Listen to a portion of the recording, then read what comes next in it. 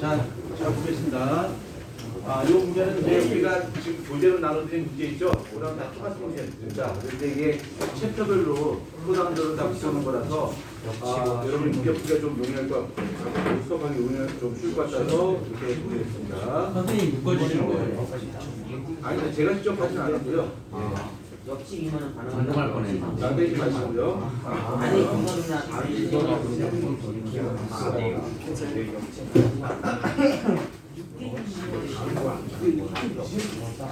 선생님 오늘 기초특강 어떤 과목을 하시는지 어떤 단어를 하시는지 알려주실 수 있나요? 네, 그거는 국가 보안 사항이기 때문에 그걸 잘 알고 덤비면 이 수업을 제가 개엄하게 진행할 수밖에 없습니다.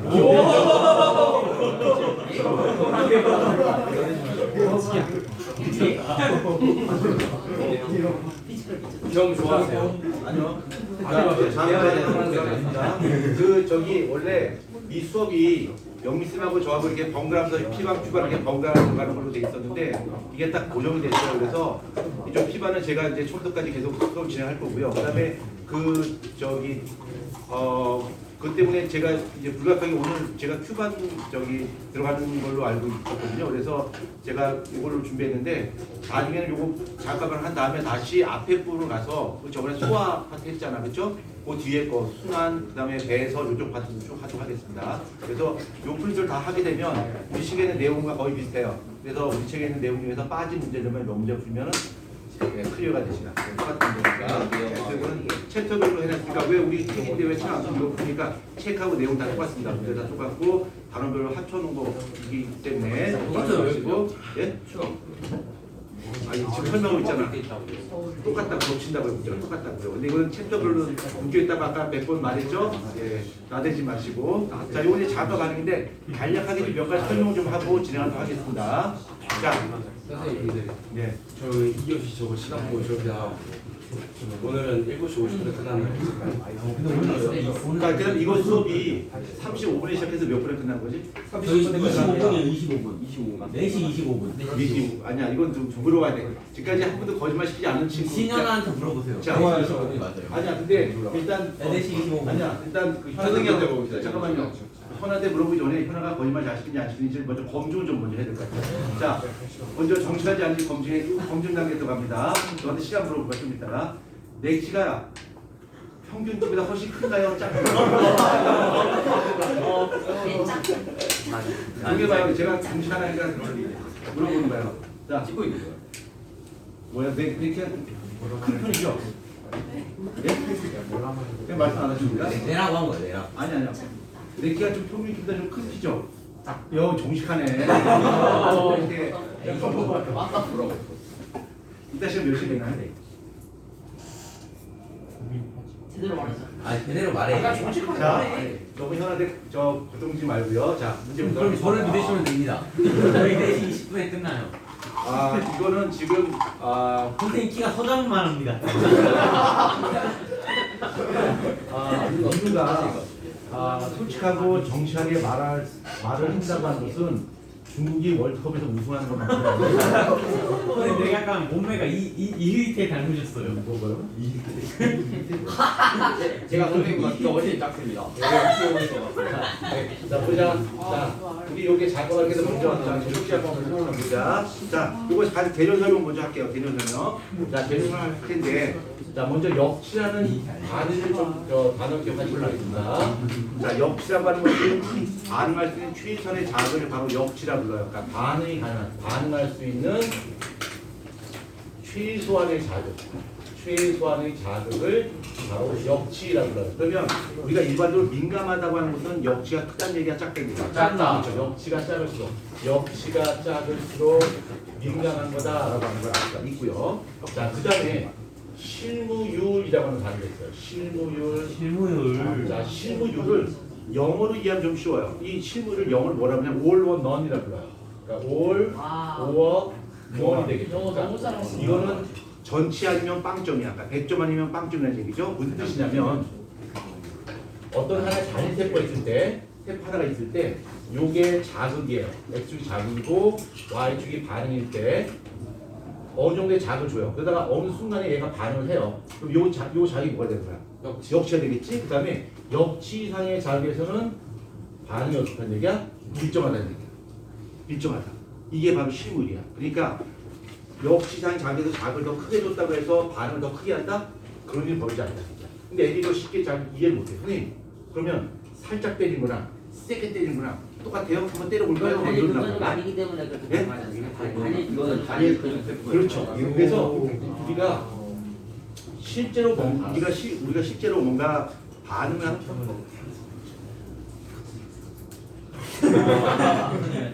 좋습니다. 자, 요거 제가 보자. 요거 제가 설명할게요. 자, 여기가 자극이고요. 여기가 반응인데 우리가 실제로 뭔가 어떤 자극을 받은 이건 작은 자극이야, 이건 큰 자극이야 이렇게 차이를 느낄 수 있는 것은 가우스 함수. 역치 이상의 자극이 주어지게 되면 반응이 점점 커져요. 그러면 실물이 깨진 거 아닙니까? 이렇게 오해할 수 있어요. 근데 그렇지 않아요. 왜 그러냐면 여기 우리가 반응하는 세포가 쭉 있는데 쭉 세포가 이렇게 쭉 있어요. 세포 있는데 이 세포마다 각각 세포가 가지고 있는 역치값은 그 세포마다 그때 달라요. 그래서 얘가 역치가 4고 얘가 4고 얘가 5고 얘가 5다 가정한다면 얘가 6이고요. 얘가 7이고 얘가 8을 가정한다면 내가 4만큼의 자극을 주게 되면 얘가 훔쳐버려요. 두 개가. 근데 5라는 자극을 주게 되면 얘하고 얘가 훔쳐버려요. 그러니까 반응한 세포 수가 늘어나서 반응이 크게 커진 거야. 근데 이 4라는 세포를 기준으로 봤을 때 4라는 자극을 주건 5라는 자극을 주건 간에 그 자극의 크기는 어떻다? 반응의 크기는 어떻다? 똑같다. 그래서 우리가 반응 크게 느꼈습니다.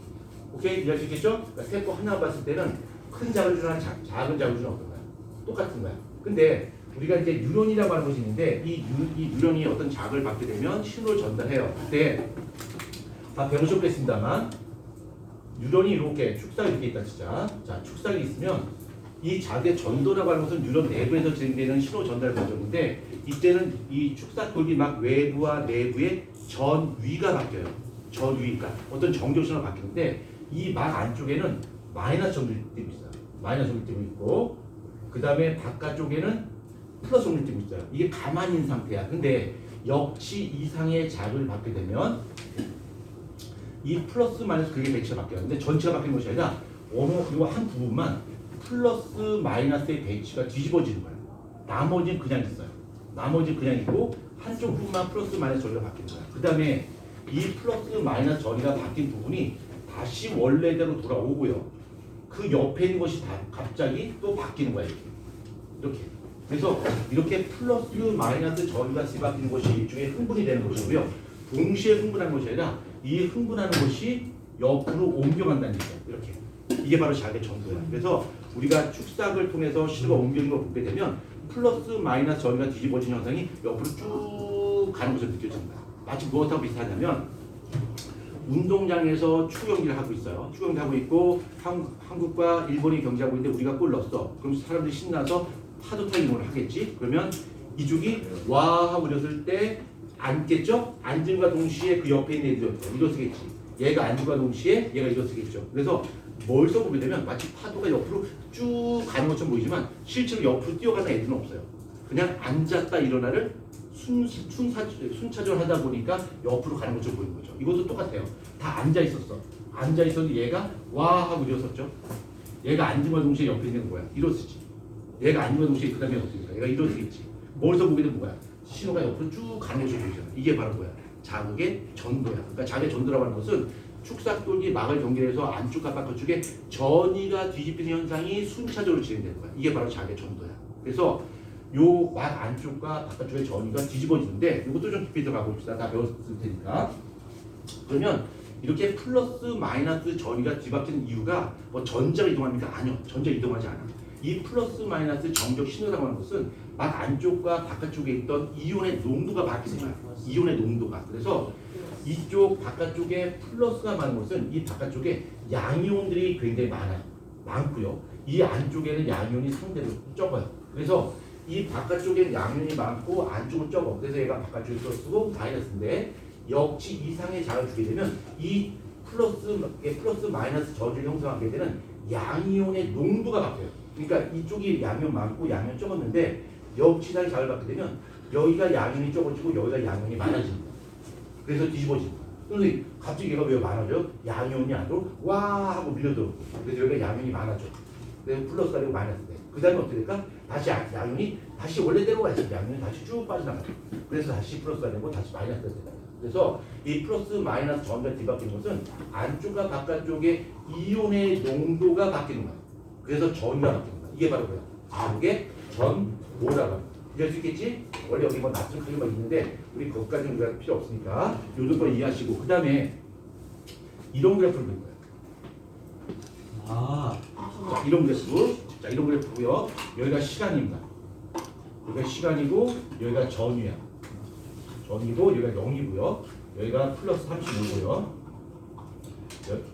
여기 마이너스 70, 마이너스 70이죠? 마이너스 70이고요. 여기가 플러스 35야.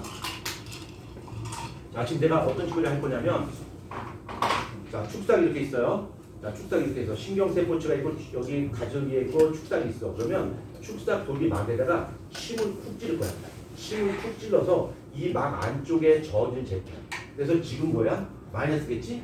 좀 있으면 어떻게 될까? 플러스 바뀌겠지? 다시 마이너스 바뀌겠지. 그치? 얘가 마이너스 전일 때 그 전이가 마이너스 70mm. 얘가 플러스 바뀌죠? 그때가 플러스 35야. 다시 어떻게 될까? 다시 마이너스 70으로 다시 떨어져요. 그래서 여기다가 푹 찔러가지고 역지상의 자극을 주게 되면 얘가 어떤 전이 생성하게 되는지 시간에 따라서 전이 변화를 그래프를 보게 되면 마이너스 70mV에서 플러스 30로 쭉 올라가요. 올라갔다 다시 리턴 되죠. 이렇게. 그렇죠? 이런 그래프를 그릴 수 있단 말이야. 그래서 우리가 얘가 이 막 안쪽에 마이너스 70mV 가질 때, 마이너스 70mV 가질 때 얘를 뭐라고 하냐면 휴지전이라고 해요. 휴지전이라고 해요. 자, 휴지전인데 이 휴지가 스트레이트 갖다 버린 휴지가 아니고요. 쉰다는 이야기야. 여기 영어는 이제 레스팅 포텐셜이라고 해요. 레스트가 쉰다는 얘기. 영어 모르죠? 예, 아무튼 쉰다는 얘기야. 네, 휴지전이라고 해요. 자, 그 다음에 이렇게 마이너스로 있다가 플러스 다시 바뀐단 말이야. 요 플러스로 바뀐 요 과정을 뭐라고 하냐면 탈분국이라고 해요. 탈분국, 분국이 깨져버린다 그래서 탈분국이라고 해요. 그러면 원래 이 안쪽이 마이너스고 바깥쪽이 플러스가 된 상태, 이 상태를 뭐라고 하냐면 이 상태를 분국 상태라고 해요. 그러니까 요 분국 상태의 전이가 바로 휴전이고 그때가 마이너스 71V야. 근데 역지상의 자극을 받게 되면 양이온들이 막 물밀듯이 안으로 막 들어와요. 이 과정을 바로 탈분국이라고 해요. 탈분국이라고 부르고 얘가 플러스 35mV까지 올라간단 말이야. 그래서 요 플러스 35mV를 활동전이라고 해요. 활동전이라고 그러고 요 활동전이는 탈분국이 끝나는 거야. 탈분국 끝나고 쭉 안을 밀고 들어오더니 이제 딱 멈췄어. 그다음에 어떻게 될까? 다시 밖으로 빠져나가요. 이렇게 양이 빠져나가게 되는데 그 빠져나가는 과정을 뭐라 불러? 재분국이라고 해요. 그래서 여기 재분국이 되고 그다음에 다시 어떻게 될까? 다시 원래 상태로 가는 거죠. 원래 과분기라고 하는 것도 있는데 문 거기까지 필요 없어요. 그래서 전기가 이렇게 된다. 그거 이해할 수 있겠지? 자, 근데 여기서 한 가지만 더. 여기서 요 정도 한 마이너스 한 50에서 60 정도로 가져갑시다. 여기 한 마이너스 60을 가져간다면 그림을 막 그렸어요. 그냥 시간 없어서 만 60이라면 얘가 여기서 이렇게 탈분이 진행되려면 뭔가 자극이 있어야 돼. 그래서 그 자극을 주게 되면 이 막 안쪽의 전위가 마이너스 61V까지 올라가야 돼. 올라가야지 그 신호가 되어서 양이온이 안으로 물밀듯이 들어올 수 있단 말이야. 탈분이 시작될 수 있어요. 그래서 요 마이너스 61V까지 일단 전위가 올라가야지 탈분이 시작될 수 있어. 그래서 마이너스 61V 뭐라고 하냐면 역지전이라고 해요. 역지전이가 형성돼야지 탈분이 일어나서 반응이 일어날 수 있어. 만약에 역지전이가 형성이 안 되면 얘가 이렇게 하다가 이렇게 그냥 다시 없어져 버려요. 그냥 소실돼 버려요. 근데 역지 이상이 자게 되면 이때부터 양면이 들어와서 탈분국이 시작될 수 있다는 얘기야. 오케이?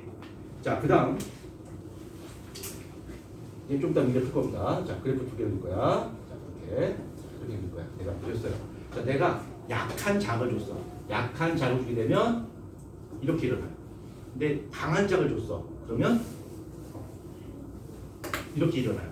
이렇게. 그러면 강한 자극과 약한 자극을 줬을 때 유전에서 자극의 전도가 일어난 차이를 보게 된다면 약한 자극이나 강한 자극이나 활동 전이는 어때? 똑같아. 이거 뭐야? 실무율. 그렇죠? 근데 큰 자극을 주게 되면 단지 뭐야? 빈도수가 증가한다. 이것이 바로 아니요, 그건 아닙니다. 네, 그게 빈도수만 증가하는 거야. 활동 전이 절대 증가하지 않습니다. 아니 빈도수만 증가하더라고요. 자 그러면 자, 문제 한번 보겠습니다. 자 문제 한번 보자. 자, 문제. 자 1번하고 2번 같은 식의 문제입니다. 자 1번, 2번 한번 같이 한번 지금 시간 하나 설명드릴 테니까 지금 풀어봅니다. 자 떠들지 마시고. 혹시 수용기 전기가 아 뭐야? 수용기 수용기 전기라고 하는 것은 감각기에서 받아들인 자극의 크기 말입니다. 혹시 저기 휴지전이 부분이 어떻게 생긴 거예요? 튀어나온 건 뭐예요? 아 그럼 좀 여기다 다시 해볼까요? 아, 네, 감사합니다.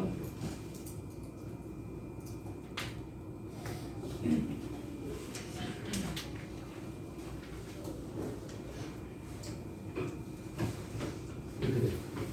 아, 감사합니다. 여기가 마이너스 70mV고 여기가 마이너스 60mV고요. 여기가 플러스 35mV. 여기가 마이너스 80mV. 그래서 이것이 분구 상태고요. 여기서 이제 탈분구이 시작되고요. 여기서 대분구이 시작되고 다시 분구로 들어가요.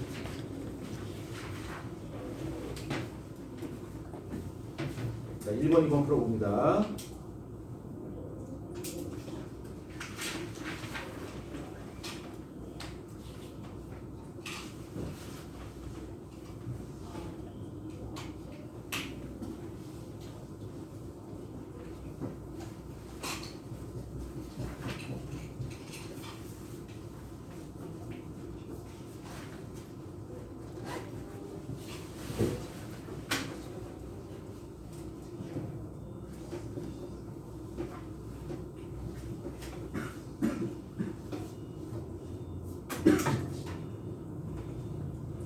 실제 문제를 생각하시고 한번 풀어보십시오.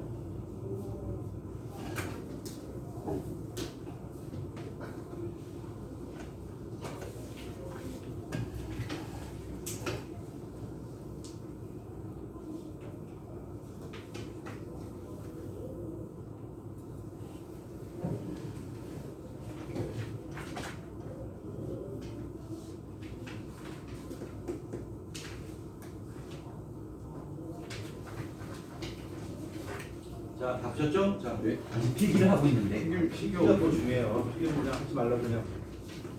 필기할 게 없는데? 내가 필기할 게 없는데? 혹시 저거 저 많아지는 게 뭐가 많아진다고 해야 되나요? 뭐가 자극의 세기가 세졌을 때. 빈도, 활동전의 빈도.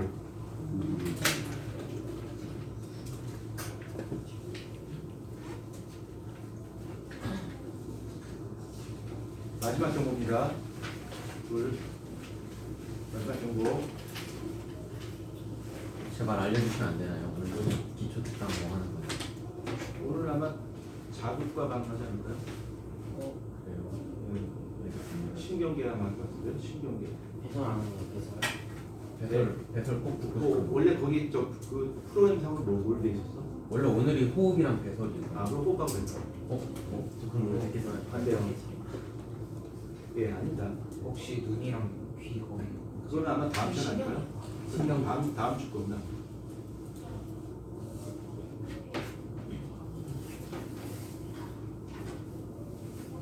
자, 다음 한번 시도해 보겠습니다. 자, 1번의 답이 2번이고요. 2번의 답은 2번입니다.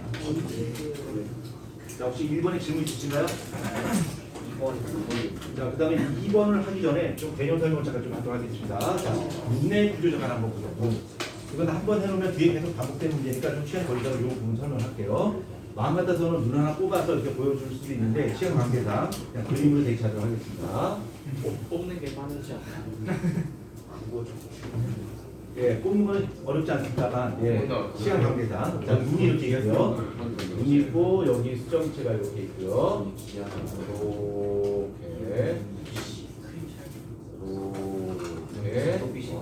이렇게 돼 있습니다. 이렇게 돼 있고요. 그 다음에 이쪽에 이렇게 요거 중요해요. 요거 내가 그린 거 요거 중요합니다. 자, 이렇게 그 다음에 이쪽에 이렇게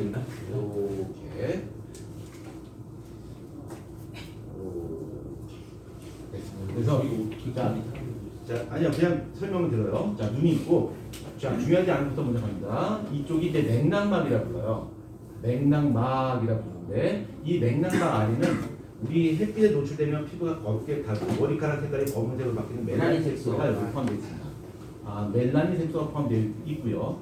이 멜라닌 색소 때문에 외부에서 빛이 들어오지 않아요.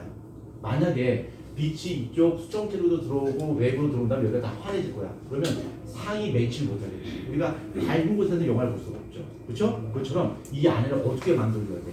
그 어둡게 역할을 해주는 것이 바로 맥락막이고 얘는 외부의 빛을 차단해요. 근데 동물 같은 경우는 이 맥락막에 현관물질이 좀 포함되는 동물도 있어요. 그래서 프리즘을 비치면 밤에 눈에 불빛이 나는 것으로 보이는 그런 동물들도 일부 있죠. 자, 그 다음에 요 안에는 림프가 차 있어요. 수면 액체가 차 있고 그 수면 액체를 우리 유리체라고 해요. 별로 중요하지 않습니다. 자, 그 다음에 이 안쪽에 있는 막 이거를 바로 망막이라고 부르고요. 이 망막은 시세포가 존재하고 상이 맺힌 곳이 바로 망막이야. 망막에는 시세포가 존재합니다. 그다음에 이제 시신경이 되는 거고요. 시신경이 되는 거고요. 그다음에 각막은 여기 눈의 껍데기, 이게 바로 각막입니다. 중요하지 않아서 생략하고요. 그래서 이게 이제 수정체입니다. 자, 수정체가 되고요.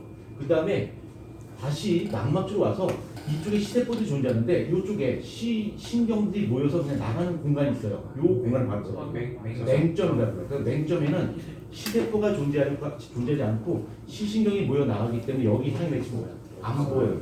안 보이게 됩니다. 자, 그 다음에 우리가 이제 맹점을 확인하기 위해서 얘를 두고서 멀어지면서 맹점을 확인하나 가까워지면서 맹점을 가까워지면서 맹점을 봐요. 그 이야기는 이 맹점이라고 하는 것은 여기 우리 눈의 중심을 봤을 때 코 쪽에 존재할까 바깥쪽에 존재할까? 코 쪽에 존재하는 사실 알수 있겠지. 코 쪽에 존재하기 때문에 가까워지면서 맹점을 느낄 수가 있는 거겠죠. 그렇죠? 만약에 바깥쪽에 대한 멀어지면서 맹점을 느끼겠지. 그렇죠? 코 쪽에 존재하는 사실 알 수가 있고요. 그 다음에 이제 수정체가 있고 수정체는 두께의 변화에 의해서 원근을 조정하고요. 그 다음에 요게 바로 뭐야? 요게 홍채. 그렇죠? 홍채가 빛의 양을 조절합니다. 그 다음에 여기가 동공이 되고 자, 동공이 되고 이 홍채의 수축 이완에 따라서 동공이 커지고 작아져요. 이건 아주 기본적이니까 간단히 설명하고 넘어가겠습니다. 자, 눈동자 이렇게 있다 가정했을 때 눈 동자 이렇게 있죠? 이렇게 있습니다. 그러면 이 안에 뻥 뚫린 부분이 바로 이게 동공이 되는 거예요. 요게 동공이 되는 거고 이 바깥에 감싸고 있는 거, 검은색을 띄고 있는 거, 요게 바로 홍채가 되는 거죠.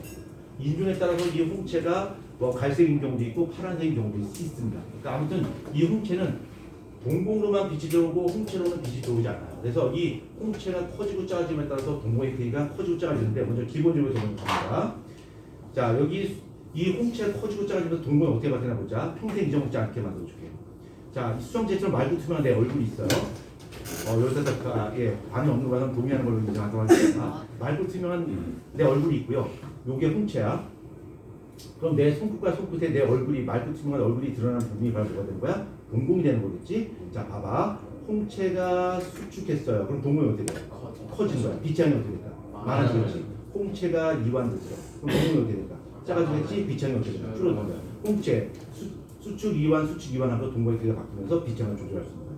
오케이? 자, 그 다음에 좀 심화 과정을 보게 되면 여기 홍채가 이렇게 있으면 이 홍채가 수축 이완되는 데 있어서 근육이 두 가지가 있어요. 이렇게 동그란 근육이 있어. 이거 뭐야? 한상근이야. 한상근이 이렇게 판타스틱의 의미 아니라 판이 뭐야? 고리, 상의 모양이야. 그러니까 고리 모양으로 동그란 모양으로 생긴 근육 한상근이 있고요. 그다음에 종주근, 그러니까 기둥 모양이라는 얘기야.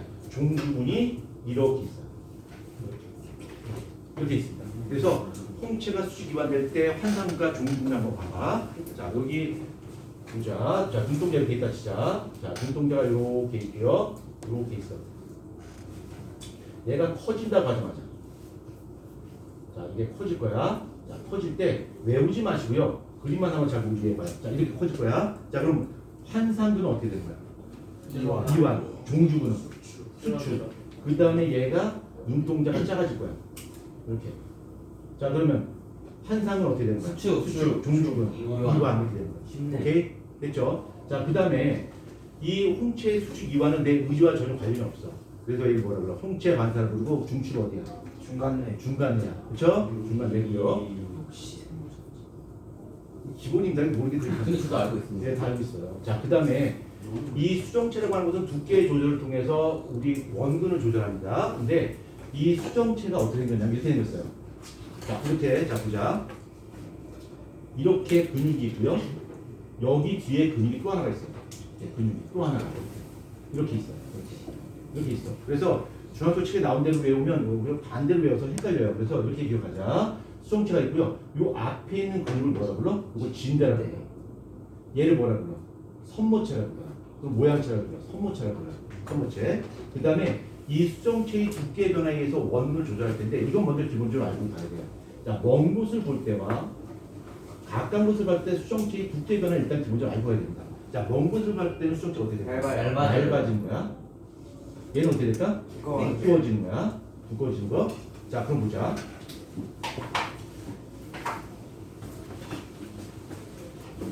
이게 수정체야. 자, 이게 수정체인데 얘 수정체의 두께를 얇게 만들 거야. 그럼 어떻게 될까? 양쪽에서 당겨줘야 되겠지. 그럼 얘가 얇아지겠지. 그 다음에 얘를 두껍게 만들면 어떻게 해? 놔줘야 되겠지. 그렇지? 그거만 일단 머릿속에 담고 있고요. 그 다음에 이 구조 한번 잘 쫓아와 보자.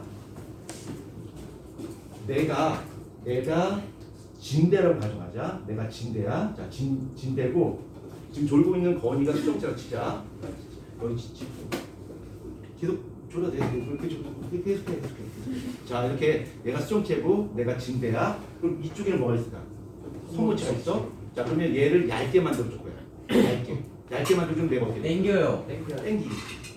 땡기기. 양쪽 땡기겠지. 그렇지? 그러면 얘가 얇아지겠지? 근데 내가 양쪽으로 땡기니까 선모체는 어떻게 돼? 수축. 봐봐. 얘가 이완인 거. 자, 봐봐. 자, 여기에 수정체가 있어요. 여기서 하자. 자, 얘가 수정체야. 내가 뭐야? 진대. 여기 뭐가 있어? 선모체가 있어. 얘 얇게 만들 거야. 그럼 어떻게 돼? 땡겨 되겠지? 이렇게 됩니다. 그러면 얘를 얇게 만들기 위해서 내가 수축하면 얘는 어떻게 돼? 이완되는 거야. 이완되는 거. 그렇게 이해하셔야 돼요. 안 그러면 거꾸로 외워야 돼요. 왜 이완되는데 얘가 왜 얇아지지?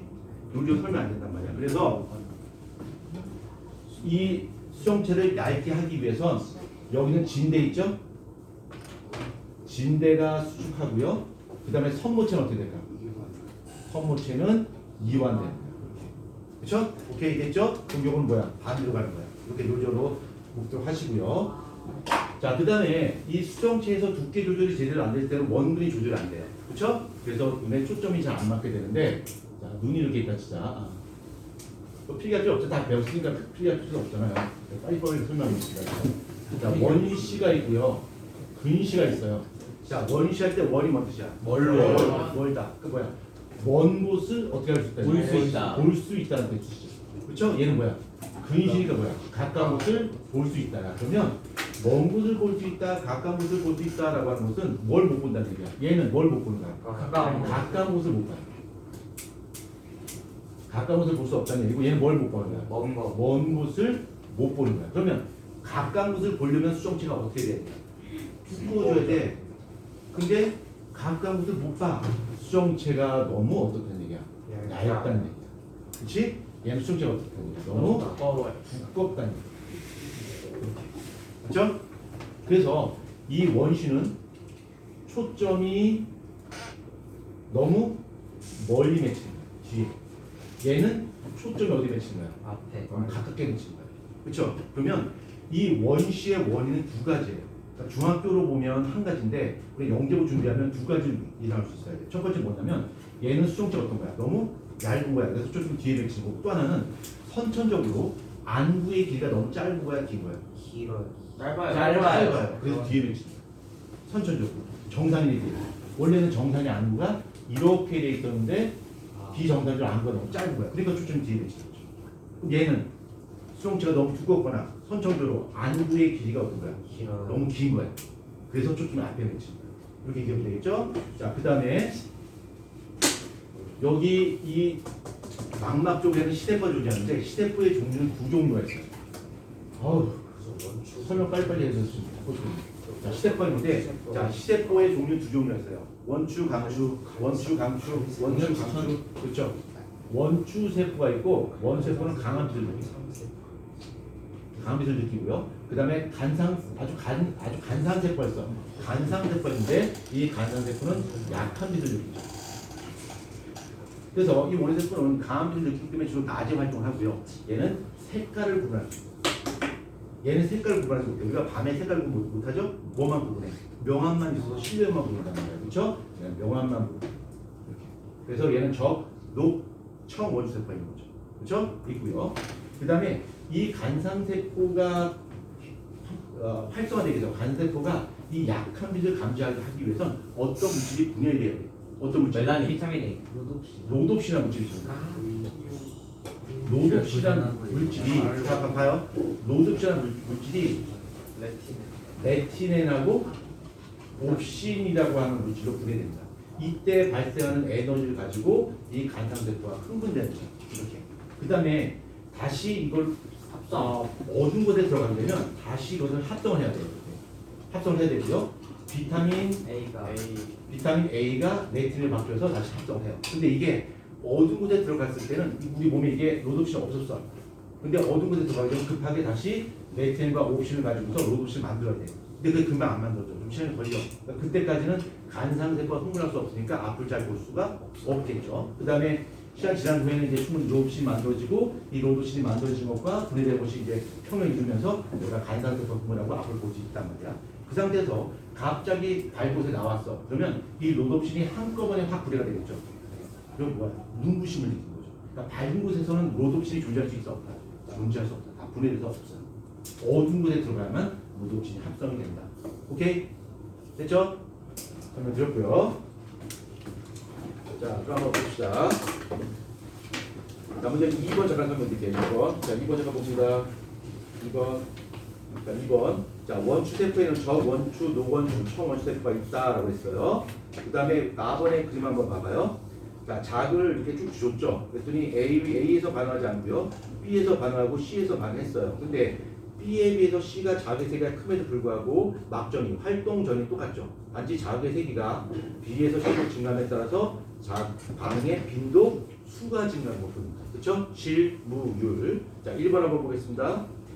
저원추세포는 망막 중심부보다 주변부에 많이 분포한다라고 했는데 망막 중심부에 주로 많이 분포합니다. 그러니까 저기 원추세포는 망막의 중심부 여기에 특히 많이 분포해요. 여기에 원추세포가 특히 많이 분포하고요. 요 부위를 우리 뭐라 불러? 황반이라고 불러요. 그렇죠? 황반이라고 부르고 그 다음에 간상세포는 주로 주변부에 많이 존재합니다. 주변부에 참고를 하시고요. 자, 그 다음에 3번 나머지 설명할 필요 없습니다. 자, 그 다음에 시각 한번 보겠습니다. 시각. 자, 3번, 4번, 5번 풀어봅니다.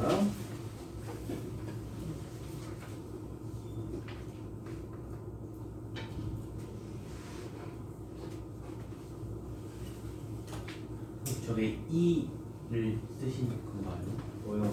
로독신과 레틴 사이에 에너지가 나오는 거예요. 네, 너 높게 다 있어요. 저 이때 그 수업을 안 들어가지고 안 왔어요 학원.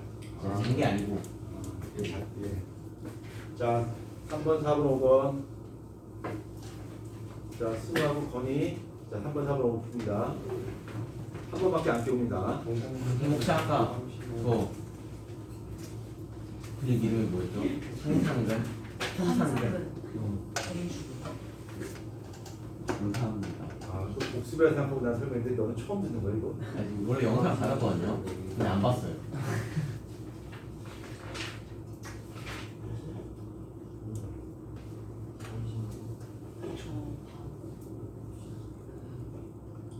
자, 문제 풀어봅시다.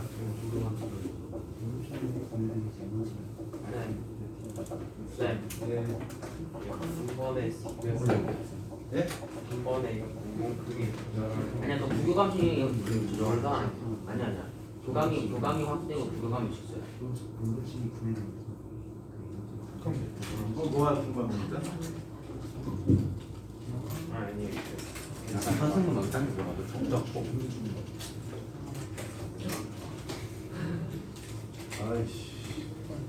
난 지금 이거 복습이라고 해서 그냥 막 빠르게 지나가고 있는데 너는 지금 뭘 정상적처럼 좀 갖다 줬고 있으니 어쩔 수 없습니다.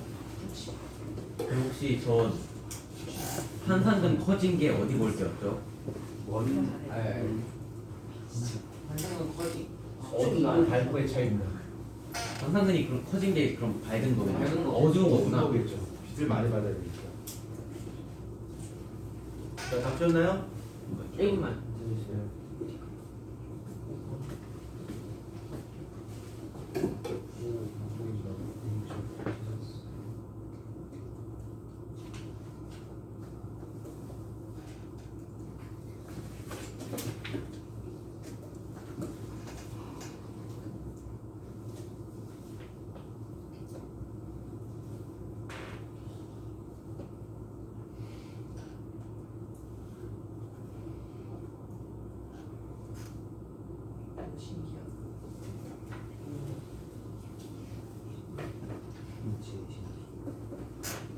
자, 답셨나요?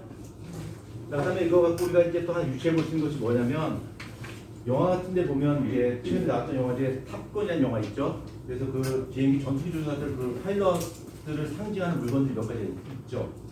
파일럿을 상징, 파일럿 하면 딱 떠오르는 거. 낙하산, 모자, 그 에어 마스크. 고거. 사망 아까 비행기 타기 전에 떨어진다. 비행기 타면 다 알죠. 파일럿이다. 딱 떠오르는 거. 파일럿 그러면. 담배. 비행기. 아니 그 비행기 고거, 지대고. 제복, 곡을. 밖에서 보고 있어요? 제복지 않아. 회식. 자, 이게 파일럿을 보게 되면 파일럿들 하면 딱 떠오르는 거 여러 가지 물건 중에 선글라스가 있어요. 그래서 탑건 영화를 보게 되면 외국 파일럿들이 밖에 나갈 때 선글라스를 껴요. 항상. 그렇게 폼도 있겠습니다만 바로 이거 발견했어요. 갑자기 출동 명령이 떨어졌어요. 깜깜한 밤중에 급히 출동을 해야 돼. 그래서 막 그냥 선글라스 안 낀 상태에서 실내에 있다가 막 떠나서 전투를 딱 탔어요. 출발해야 돼. 근데 순간 앞이 보여 안 보여? 안 보여요. 안 보이잖아. 그치? 아직 로드 없이 합성이 안 됐으니까. 그치? 그래서 비행기를 빨리 출발해야 되는데 출발하지 못하고 지금 보일 때까지 기다려야 된단 말이야. 그걸 방지하기 위해서 실내에서도 걔네들 그 선글라스 끼는 거야. 선글라스 끼워서 갑자기 밝은 실내에 있다가 밖에 뛰어나가서 선글라스 벗고 딱 탔을 때 마치 어두운 실내에 있다가 온 것처럼 보이기 때문에 빠르게 그 어두운 환경에 적응할 수가 있겠죠. 그래서 선글라스 낍니다. 걔는 폼을 쓰는 게 아니라. 그래서 옛날 초창기 때는 선글라스가 없었기 때문에 안경에다 빨간 색깔을 칠해가지고 이렇게 있었어요. 그렇게 있었는데 그것이 발전해서 이제 선글라스를 발전한 거죠. 그래서 파일럿들이 이게 선글라스를 끼는 이유가 폼을 쓰는 게 있습니다만 그런 이제 역사를 유래가 있습니다. 자, 문제 다 푸셨나요? 네. 네, 지금 다 풀었나? 예, 건이 빼고 다 풀었죠? 건이는 지금 떡 출신 중이라서 풀 수가 없고요. 예. 현아 다 풀었나? 예, 현아 다 풀어서 납품을 가져서 하겠습니다. 자, 한 번 한번 보겠습니다.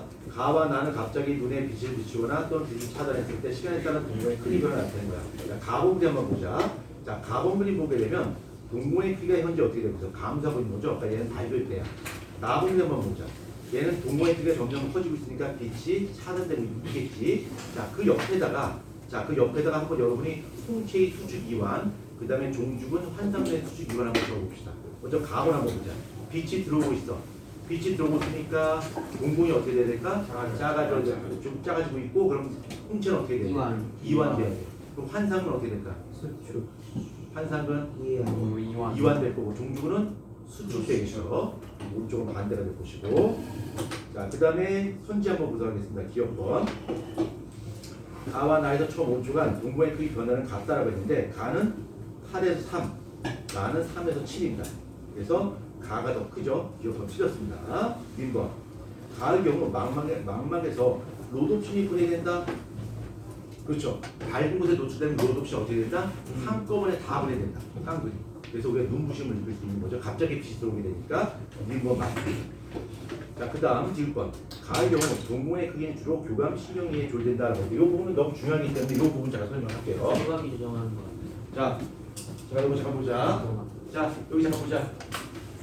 우리 몸에 우리 몸에서 신호 전달치가 있어요. 신호 전달치가 있는데, 자, 신호 전달치라고 하는 게 뭐냐면 우리 몸의 중추가 우리 몸의 종치가 기관한테 명령을 주는 거야. 야, 너 빨리 뭐 해? 야, 넌 나대지 말고, 야, 너 빨리 일어나. 뭐 이렇게 막 명령 준단 말이야. 너한테 이거 한 거 아니야? 기관한테 명령 막 준단 말이야. 그러면 그 명령을 주려면 그 명령을 전달할 수 있는 신호 전달체가 어디다 있지? 우리 몸 속에 존재하는 신호 전달체계는 크게 두 가지가 있어요. 하나는 전화에 꺼내는 방법인데 이것이 바로 자율신경계입니다. 자율신경계각이고요. 또 하나는 심부름을 시켜요. 호르몬이라고 하는 심부름을 시켜요. 이것이 바로 내분비예요.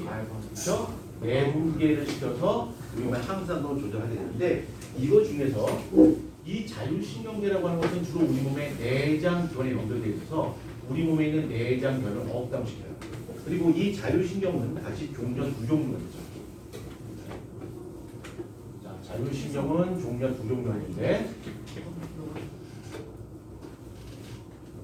하나는 교감신경이고 하나는 부경신경이 있는데 생긴 원이 좀 달라요. 구조적 차이가 있어요. 이렇게 생긴 것도 있고요. 일단 저는 이렇게 이렇게 생긴 것이 있어요. 이렇게. 그래서 이걸 절전누련이고 이걸 절후누련이라고 해요. 요즘 말로는 시냅스 전누련, 시냅스 후누련, 시냅스 전누련, 시냅스 후누련인데 시냅스 전누련이 짧고 길고 길고 짧고 이렇게 있어요. 그래서 요게 바로 교감신경. 이게 교감신경이고요. 얘가 뭐가 되는 거야? 부교감신경. 그래서 생긴 구조적 차이가 좀 다르고요.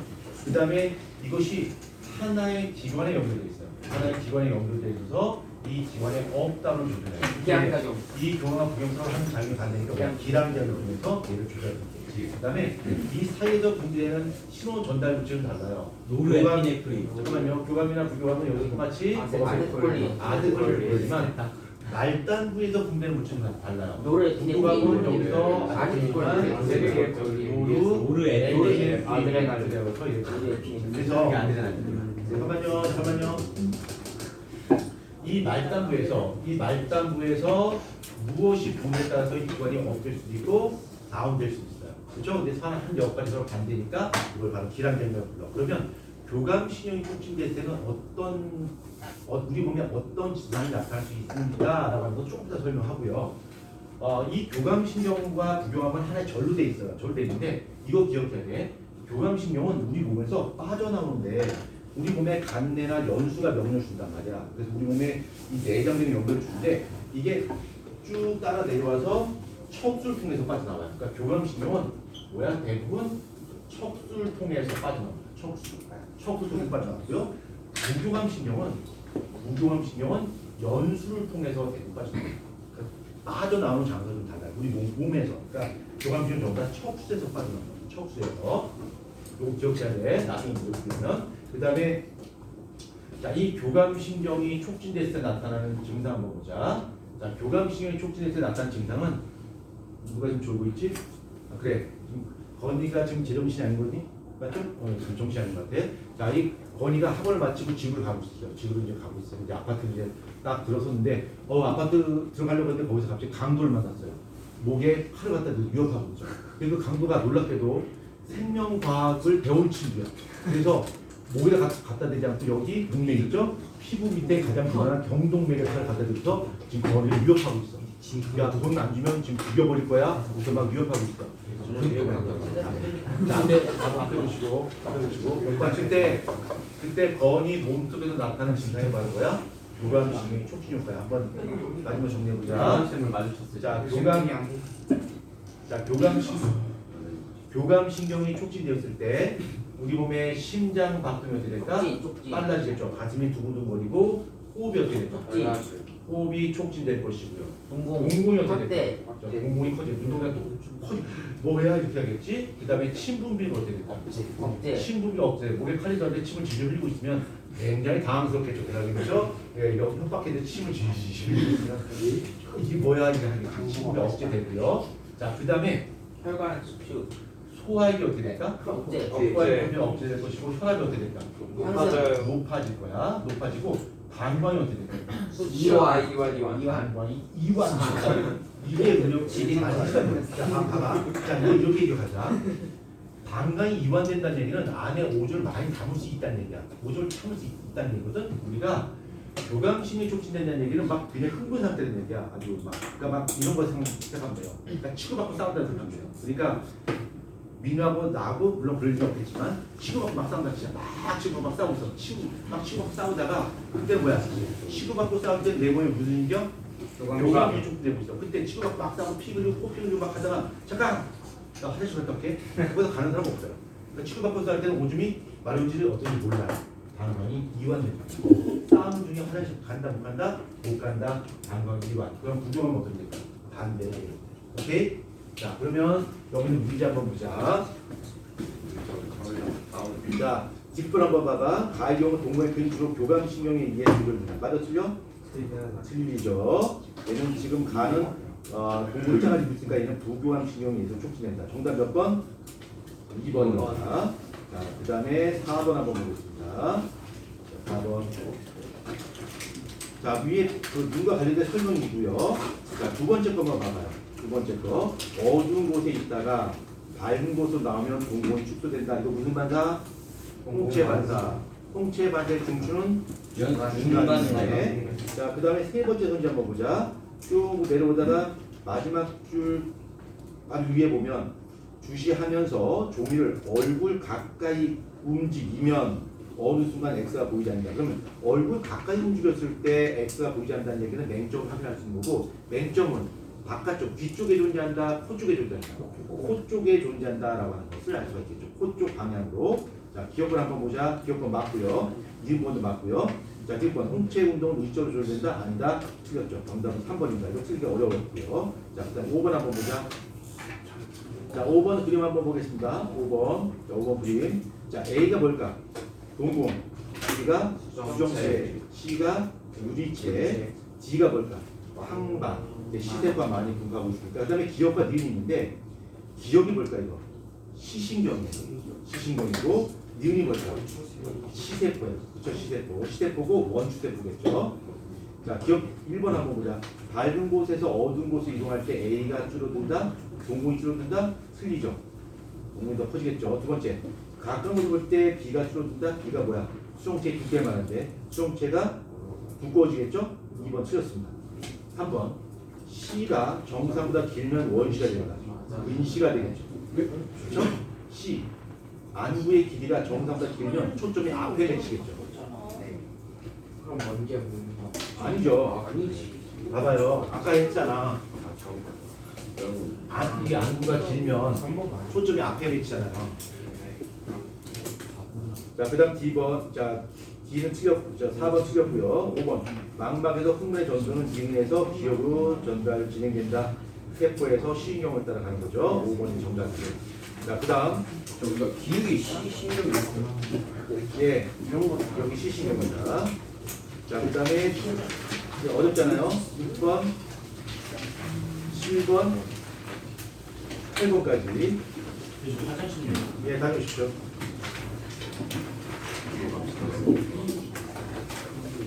팔 번까지 풉니다.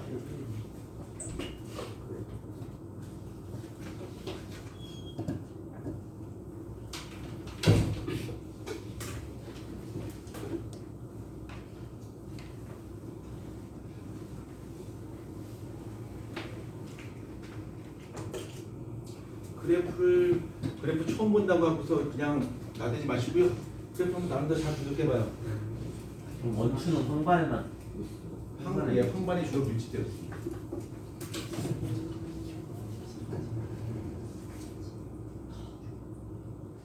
저거 지금 정반응이 밟을 때요. 진짜 씨. 다시 맞춰볼게요. 무슨 타이틀 그냥 또 지나가고 정반응이 어두울 때 보면 맞죠? 어두울 때 보내는다고.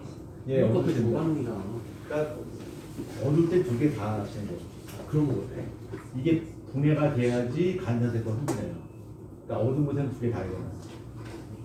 밝은 곳에서는 이것만 일어나요. 뒤에 다시 이 나중에 문제를 기술 특강을 들고 저희 다시 이따가 설명할 기회가 있을 것 같습니다. 자, 6번, 7번 풉니다. 자, 이제 8번까지. 문제가 되게 어렵게 느껴지지만 다 풀 수 있습니다.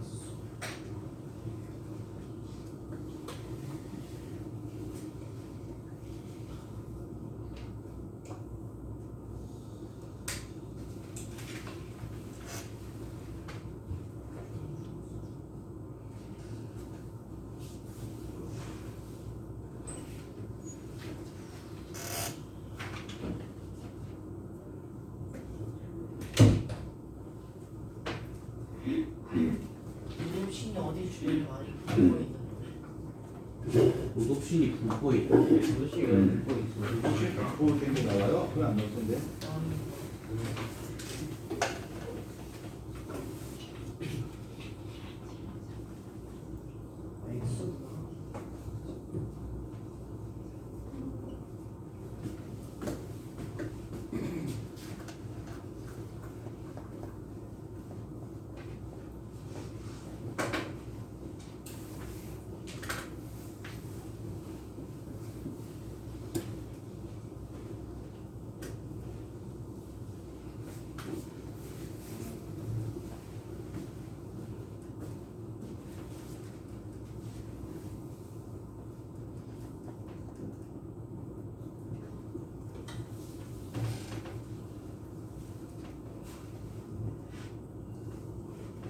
민훈 답변이? 네. 아, 민훈 네, 그렇죠. 한 문제만 좀 기다려주시면 돼요. 아니 현아가 답은 것 같아요. 현아 아, 답 풀었죠? 네, 다 풀었습니다. 왜 이렇게 빨라? 좀 아니래요. 아니.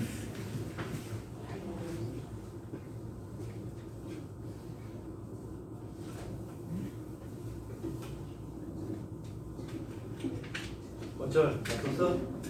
문제 나왔어. 네, 빨리 풀어요. 나들이 마시 빨리 풉니다. 혹시 모양체가 무엇입니까? 모양새 소모체예요. 아,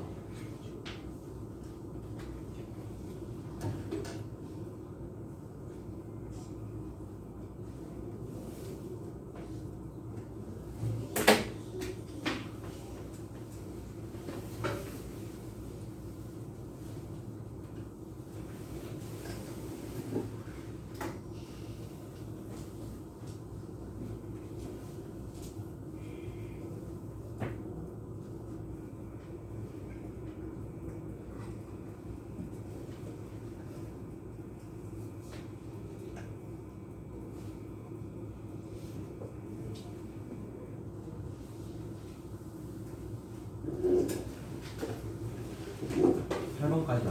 네, 자 보겠습니다. 자 6번 한번 보자. 6번. 자 6번 봅시다. 자 6번에 보게 되면 먼저 가범을 보게 되면 동공의 크기, 그다음에 환상근, 종분의 그림이 나와 있습니다. 자 나번 그림 한번 봅시다. 나번 그림 보면 나번은 A 세포와 B 세포가 있는데 여기 Y축을 보게 되면 역치가 나와 있습니다. 그래서 검은점 표시되어 있는 A와 흰점 표시된 B 세포를 봤을 때 A 세포가 상대적으로 역치가 더 높다는 사실 알 수가 있겠죠. 그렇죠? A가 역치가 크고 B가 상대적으로 역치가 작다는 사실을 그림을 보면서 알 수 있습니다. 그러면 A와 B가 치세포로 가져간다면 A는 역치가 크니까 원추세포일까 간상세포일까? 원추세포. A가 원추세포가 되는 거고 B가 간상세포라고 하는 것을 확인할 수가 있겠죠. 자, 선지 한번 보도록 하겠습니다. 지역번 A는 원추세포인데 A는 황반에 밀집되어 있다. 맞습니다. 미음번 어두운 곳에 들어가면 B 간상세포의 노도친합성이 없게 된다. 아니죠. 어두운 곳에 들어가면 노도친의 합성이 촉진되는 거죠. 그래서 합성되는데 시간이 오래 걸리니까 그동안 앞을 잘 못 보게 되겠죠. 미음번 틀렸습니다. 자, 뒷번 어두운 곳에 들어갔을 때 교감신경에 의해 홍채의 종분이 수축한다. 자, 어두운 곳에 들어가면 종분이 수축하면 홍채가 어떻게 될까? 커져요. 커지게 되겠지. 뒷번 맞습니다. 정답은 4번 되겠습니다. 와, 맞췄다. 자, 그 다음에 7번 문제 한번 보겠습니다. 이거는 중에 숙제는 소신도 없어. 이걸 지금 다시 설명드리기는 좀 그렇습니다. 자, 7번 한번 보겠습니다. 자, 그림 가는 사람 망막의 시대포 X와 시신형의 연결 상태를 나는 X에 일어나는 화학반응을 나타낸 것이다 라고 했습니다. 아, 요거 지금 가범을 해보게 되면 얘가 생긴 모양이 마치 낙대모양 생겼죠? 얘는 무슨 대포야? X가 간상대포라는 사실을 알 수 있습니다. 그 다음에 뭐 여기 나번을 그려보게 되면 기억이 어떤 부분이야? 기억이 로도신이죠. 자, 현지 기억 보겠습니다. 망막에서 B 작에 대한 흥분의 전달 방향은 A에서 B 방향이다라고 했어요. A에서 B 방향이니까 아니요, B에서 B에서요. A 방향으로 가야 되겠죠. 네. 네, 기억권 틀렸습니다. 자, 뒷번 X는 황반보다 망막 주변부에 많이 분포한다. 맞습니다. 간상세포는 주변에, 그다음에 원세포는 중심부, 황반에 주로 많이 분포한다고 설명드렸습니다. 뒷번 어두운 곳에서 발곳을 나가면 X에서 기억의 분해가 촉진된다. 맞나요? 맞습니다. 맞죠. 갑자기 한꺼번에 분해되기 때문에 우리가 순간적으로 눈부심을 느낄 수 있다고 설명드렸습니다. 그래서 정답은 5번입니다. 자, 그 다음 8번 보겠습니다. 8번. 자, 그림은 다 이해했고요. 그림 꽤 복잡한 것 같지만 뭐 어려운 거 없습니다. 자, 기억번 한번 보겠습니다. A를 P 재료에서 P1으로 옮겨요. P 재료에서 P1으로 옮긴다는 얘기는 가깝게 옮겼다는 얘기죠. 수정체가 두꺼워진다. 기억번 맞고요. 자, D번 A를 P 재료에서 P2로 옮기면 그러니까 멀어졌다는 얘기죠. 모양체, 그러니까 모양체가 선모체입니다. 선모체가 수축하고 진대가 느슨해진다. 맞나 틀리나? 틀려요. 틀려요. 반대로 되어 있습니다. 지금 틀렸고요. D번 망막에 맺힌 상의 크기는 A의 위치가 P 제로일 때보다 P2일 때 작다. 멀어질수록 맺히는 상의 크기는 어떻게 될까? 작아지겠죠 당연히. 그러니까 D번 맞습니다. 정답은 3번입니다. 자, 그 다음에 9번부터 9번, 10번, 11번까지 다 마무리합니다. 난 세개 다 맞췄어. 그 다음에 추적 분야가 시켜볼게요. 자, 잠깐 풀고 계십시오. 추적 분야가 볼게요. 휴대폰이요. 추적.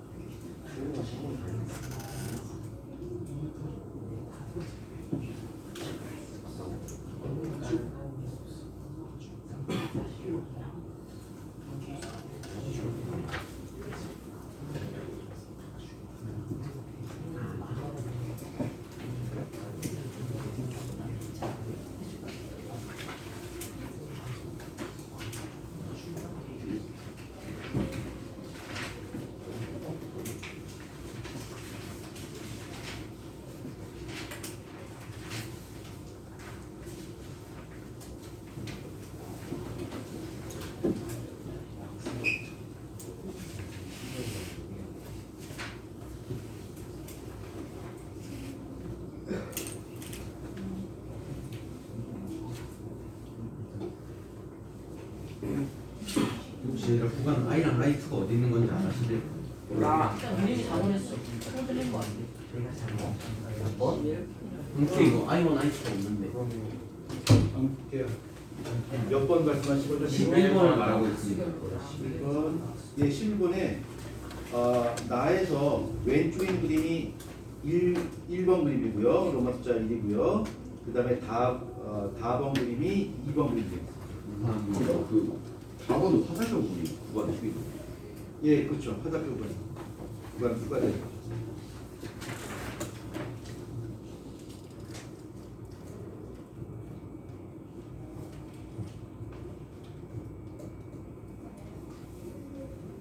이거는 그냥 보지 마시고요.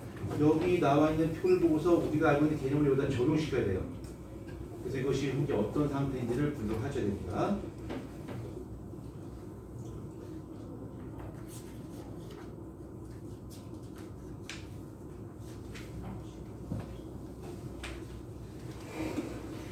자신감이 붙었습니다. 예, 그런 게 근자감이라고 그러죠. 아까 세 개 다 맞았어. 오, 그래요? 그리고 있는 자신감. 근데 1, 2가 어디 있는 거예요? 무슨 말을 얘가 1, 2고요. 뭐 있는 내가 자신감. 맞다고 생각해.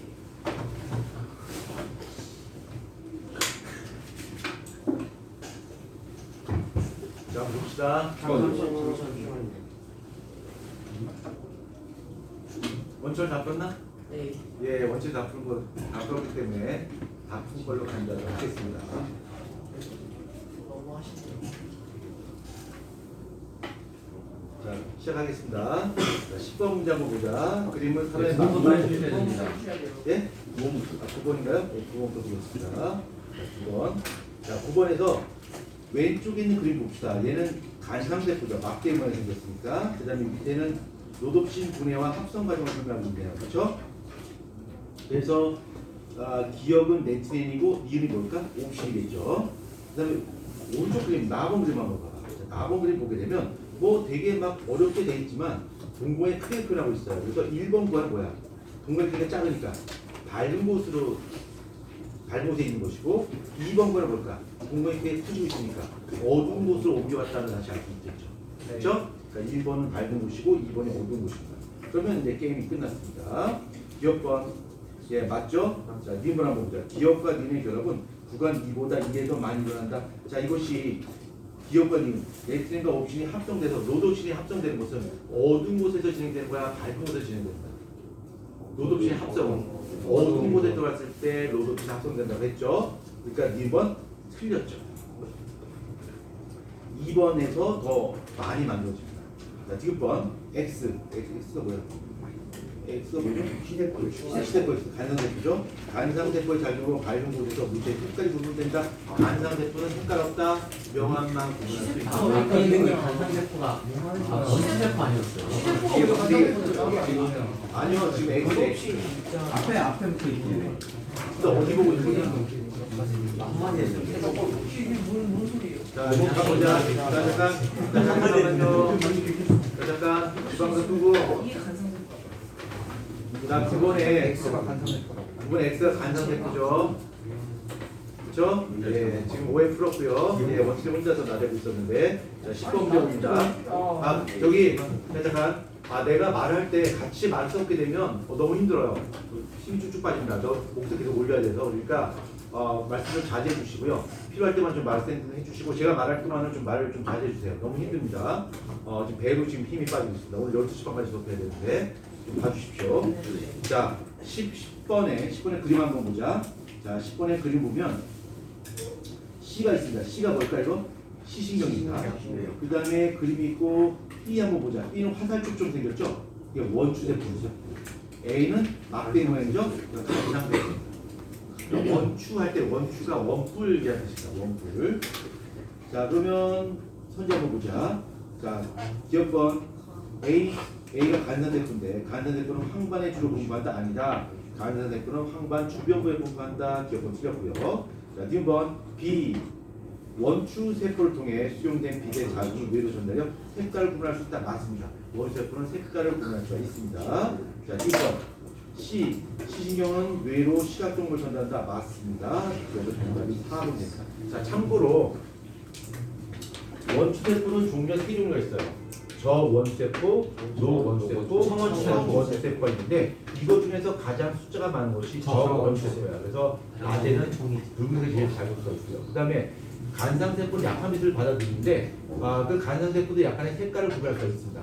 색깔을 구별할 수 있는데 밤에 우리가 간상세포가 흥분된 상태에서 가장 잘 받아들일 수 있는 빛의 파장은 중파장을 제일 잘 받아들여요. 그래서 녹색 빛을 가장 잘 보게 된다. 밤에는. 그래서 우리가 어두운 환경에서 잘 볼 수 있는 비상구 표시라든가 아니면 자동차 인정표라든가 이런 것들이 전부 다 녹색으로 되어 있습니다. 밤에 이제 근데 왜 횡단보도는 그런 그냥 형광 그럼 검은 바탕에 녹색을 그리면 더 안 보이죠. 녹색이 제일 잘 보인다. 그래서 이렇게 소화기라든가 그다음에 수방차라든가 이런 것들 이제 녹색이 되어 있고요.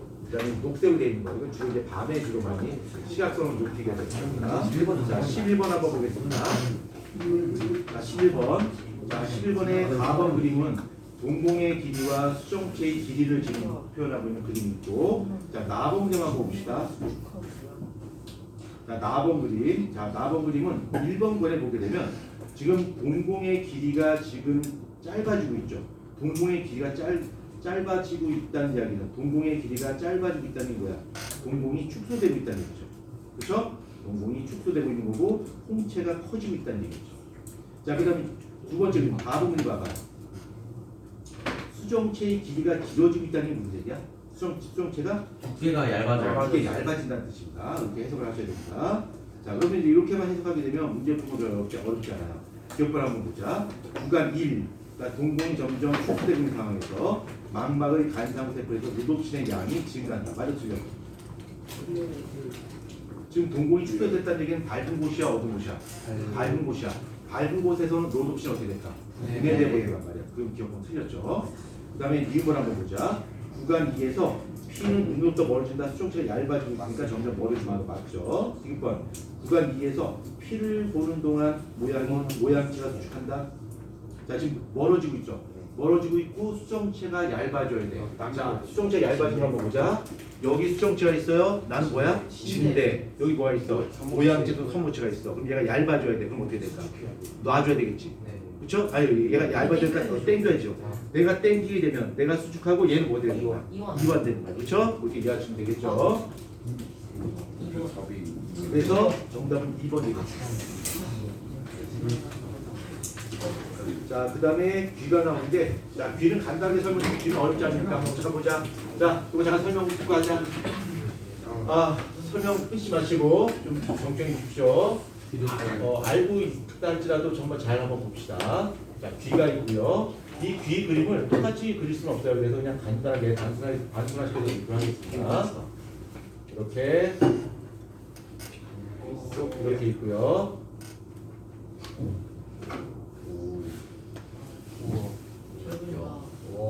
왜 이렇게 놀랍니까? 인체의 신비. 달팽이만 약간 성의가 빠진 느낌. 자, 이렇게 돼 있습니다. 이렇게 귀의 모양이야. 그래서 대략적인 위치만 한번 보면 돼요. 요게 뭘까? 요게 고막입니다. 고막이고요. 요게 뭐야? 귓속뼈. 다른 말로 청소골이라고 불러요. 양측뼈, 모루뼈, 이 뼈입니다. 청소골 또는 귓속뼈라고 불러요.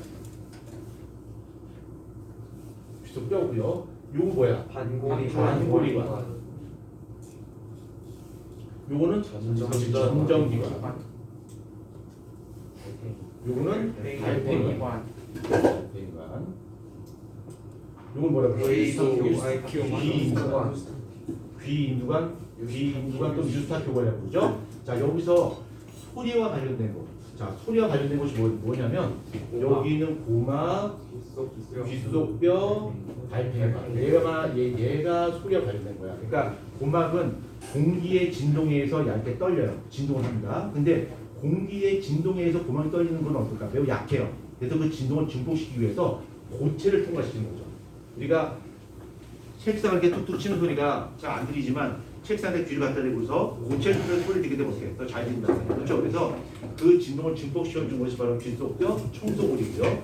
그 다음에 이 달팽이관 속에는 소리를 감지하는 청세포가 들어있어요. 소리를 감지하는 청세포가 들어있고 그 청세포가 소리를 감지해서 청심을 통해서 뇌로 전달시키게 있겠죠. 이게 바로 소리의 전달 경로입니다. 그리고 이 달팽이관이 어떻게 되어 있냐면 이게 파이프로 되어 있어요. 파이프로 되어 있는데 이게 이렇게 꼬여 있어요. 이렇게 꼬여 있고요. 이걸 쫙 피면 여기 안에 림프가 차 있어요.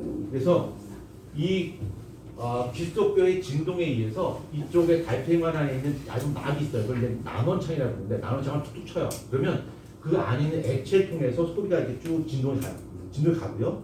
그 청세포가 어떻게 되어 있냐면 요게 내 여기 손바닥에 청세포라 치자. 청세포가 있으면 감방모가 이렇게 있어요. 청세포가 있고 감방모가 있고 여기 덮개막이 있어요. 그러면 여기 안에 림프가 흔들린단 말이야. 흔들림에 따라서 여기는 덮개막이 흔들려요. 이렇게. 그럼 이 감각물을 툭툭툭 쳐주는 거야. 그걸 이 청세포가 느껴서 나한테 알려주는 거예요. 소리로. 그렇죠? 그걸 이제 코르티기관이라고 불러요. 근데 거기까지 우리가 알 필요 없고 코르티 기관이라고 불러요. 그래서 요게 지금 빨간색 표시한 것이 소리와 관련된 거고 나머지 뭐야? 소리와 관련이 없다는 얘기야. 그러면 이 방고리관하고 전정기관은 소리와 관련이 없는데 방고리관은 우리 몸에 회전감을 느껴요. 전정기관 몸의 기울기라든가 평형, 그러니까 균형이죠. 평형을 느끼는 것이 바로 전정기관이야. 근데 여기서 우리가 이제 귀는 소리를 느끼는 거니까 소리가 더 중요할 것 같은데 시험지에 잘 등장하는 것은 방구리관하고 전정기관이 오히려 더 잘 등장해요. 자, 방구리관 한번 보자. 자, 방구리관 어떻게 되냐면 여러분 물리를 잘하니까 금방 이해할 수 있을 거야.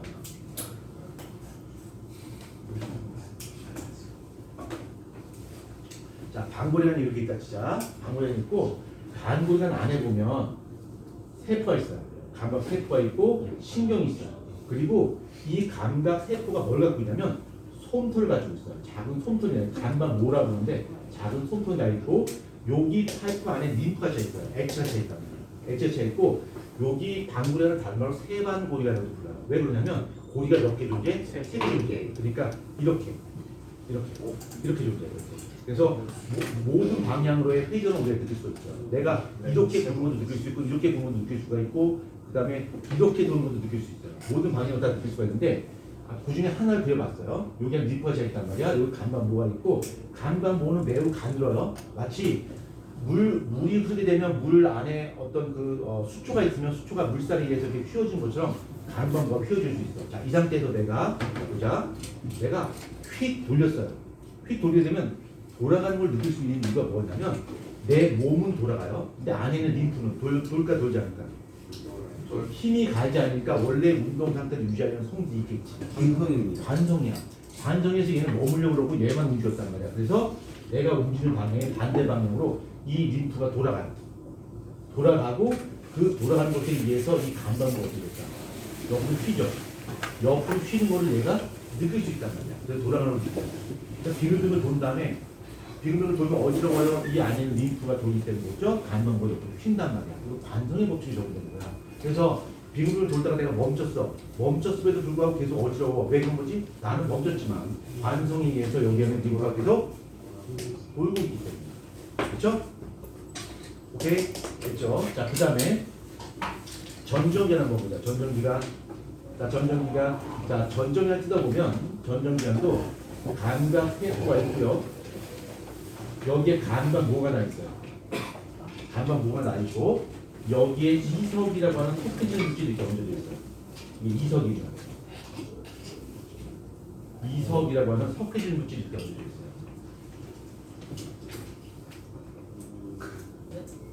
집중하십시오. 원철. 예. 죽을 수도 있습니다. 자, 이거 이석이 여기 얹어져 있는데 얘는 되게 무거워요. 무겁단 말이야. 그러면 얘가 몸의 균형감을 느낄 때 어떻게 느끼냐면, 자, 내 여기 손 있죠? 여기 손바닥, 요거를 이제 감각 테프라 치자. 이게 뭘까? 감각 오. 여기에 이석이 얹어져 있어요. 이렇게 있단 말이야. 이 상태에서 내가 몸을 이렇게 다 기울여. 그러면 옆으로 기울게 되면 이게 무거우니까 어떻게 될까? 떨어지려고 하면서 이 감각모가 어떻게 될까요? 옆으로 휘는 거예요. 그렇죠? 이 감각모 옆으로 휘는 것을 감각 세포가 느껴서 나한테 알려주는 거예요. 몸이 이쪽으로 기울었네 이런 거죠. 이렇게 반대하게 되면 이 이석이 무겁기 때문에 이쪽 반대쪽이 무겁고 거예요. 그렇죠? 그래서 이 이석이 옆으로 기운 거에 따라서 감각모가 옆으로 굴절되고 이 감각모의 굴절을 세포가 느껴서 우리한테 알려줍니다. 그렇죠? 넣어줘. 그러면 균형 감각이 없겠죠. 그래서 그런 경우 있어요. 이게 이석이 이렇게 있다가 또 다시 똑바로 서면 다시 똑바로 서야 되겠죠. 이게 탄력성을 이렇게 잃어버리게 되면 이게 한쪽으로 누워서 이게 다시 리턴이 안 돼요. 그러면 굉장히 어지럼을 느껴요. 나는 똑바로 서 있는데 내 몸이 어지럼을 느끼는 거죠. 한쪽으로 뒤로 다 생각하니까 걷지를 못해요. 그걸 이석증이라고 해요. 그래서 이석증에 걸리게 되면 뭐 돌아다니지 못하고 침대에 꼼짝없이 누워 있어야 되잖아요. 이석증 많이 들어봤을 텐데 이석증 못 들어봤나? 이석증 아니요. 가만히 누워 있어야 된다. 나대지 않고 병원 침대에 가만히 누워 있으면 됩니다. 약 먹고 나대지 않아야 돼요. 그래서 이게 극심한 스트레스를 받고 많이 피곤하면 이석증이 많이 걸립니다. 이석증. 자, 그다음에 귀인두관이라고 하는 것은 그거 다 알죠? 압력 조절. 비행기 타고 올라가요. 비행기 타고 올라가면 귀가 어때? 멍해. 그렇죠? 그럼 귀가 멍하는 것은 압력을 조절하기 때문에 그런 거고 그것을 증상을 완화시키기 위해서 내가 어떻게 될까? 식사거나 물을 마시면 되겠죠. 왜 그러냐면 이 귀인두관이 목구멍과 연결되어 있어요. 그 다음에 우리 얼굴 쪽에 있는 구멍을 한번 보면 입, 코, 눈, 귀가 있죠. 일단 연결되어 있습니다. 그래서 우리가 코를 심하게 풀면 어때요? 귀가 멍하고 연결되어 있습니다. 그 다음에 우리 눈이 있으면 눈에 안구가 이렇게 있으면 눈꺼풀이 이렇게 있습니다. 눈꺼풀이 계속 왔다 갔다 거린단 말이에요. 눈 깜빡이면서. 근데 이 안구 쪽에 눈물이 안 나면 이 눈꺼풀이 계속 왔다 갔다 거리면서 마찰이 생겨서 눈이 충혈되고 아파요. 그래서 우리 계속 눈물이 계속 나오고 있습니다. 눈물이 나오고 있는데 이 눈물은 나오고 있지만 눈물이 흐르지 않는 이유가 어떻게 될까? 눈물이 계속 증발하기 때문이에요. 계속. 근데 우리가 잠을 잘 때는 어떻게 될까? 눈을 감고 잔단 말이야. 그렇죠? 그러니까 눈물이 증발할까 증발하지 못할까? 증발하지 못해요. 그럼 그 증발하지 못한 눈물은 어디로 갈까? 코로 가요. 코로 가서 이게 딱지가 됩니다. 그래서 아침에 일어나면 코딱지가 많고 코에 이물질 많이 낀 이유가 바로 눈물이 코로 넘어가서 굳어서 되는 겁니다. 진짜. 예. 코딱지 없어. 예, 그래서 우리가 아침에 일어나서 눈곱이 긴 건 이제 눈물이 증발하고 나면 찌꺼져요. 자, 그 다음에 여기 남학생 되게 많네. 여학생 2명밖에 없으니까 자, 남학생도 잘 드세요. 나중에 여러분이 마음에 드는 여친과 더 친해질 수 있는 그 꿀팁을 드리도록 하겠습니다. 자, 꿀팁을 드립니다. 우리가 이제 어떤 슬픈 일이나 기쁜 일일 때 눈물을 흘려요. 눈물을 흘리게 되는데 눈물 흘리게 되고 눈물 흘리게 되면 눈물 샘에서 평상시 나오던 눈물보다 많이 눈물이 나오게 되는 거죠. 그래서 오버플로가 되기 때문에 눈물이 흘러요. 근데 여학생들이 기쁜 걸 슬픈 걸 막 울어요. 울게 되면 눈물만 나오는 것이 아니라 뭐도 나온다? 콧물도 나오고. 근데 여기서 진실이 있죠. 이 울 때 나오는 콧물은 콧물이 아니라 뭐다? 눈물이다. 눈물이 오버플로해서 이 콧물로 나오는 거예요. 그래서 울 때 같이 코를 풀죠. 그렇죠? 그리고 뭐냐면 눈물이 코로 넘어와서 그래요. 그때 여러분의 여친이 막 울고 있을 때 코를 풀죠. 그때 여러분이 그 진실을 말해줘야 되겠죠. 그거는 코에서 나는 것은 콧물이 아니라 눈물이다. 선생님 수 있어요. 그래서 드리가 눈물이 넘어서서 코로 나온 것이다라고 상세하게 알려준다면 역시 우리 민호 오빠 짱 뭐 그렇게 하겠죠. 진짜 똑똑하네라고 하겠지. 자 그럼 요걸 이제 잘 기억하시고 자 문제 12번 13번 해결합니다. 선생님 화장실에 갔다 와도 될까요? 예, 14번까지 해결합니다. 화장실에 갔다 와도 네, 될까요? 가주십시오. 자 마지막까지 잡습니다. 한 번만 주면 안 될까요? 짧습니다. 갑니다. 빨리 저기 국립에서 그 복사기에 나와 있는 거 예, 네, 갖고 오십시오.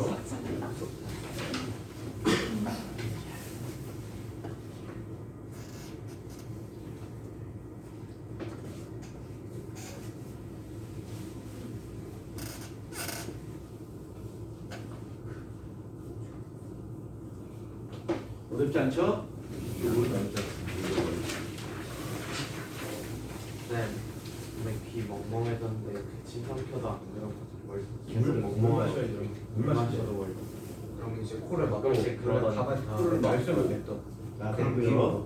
코를 먹고 코를 막고 그냥 언니, 흥을 해. 언니 빨리 보겠습니다. 흥을 내. 하면 귀로. 좀 지난 코를 풀죠, 저도. 자, 문제 풀어갈 때는 떨지 말고 좀 풉시다.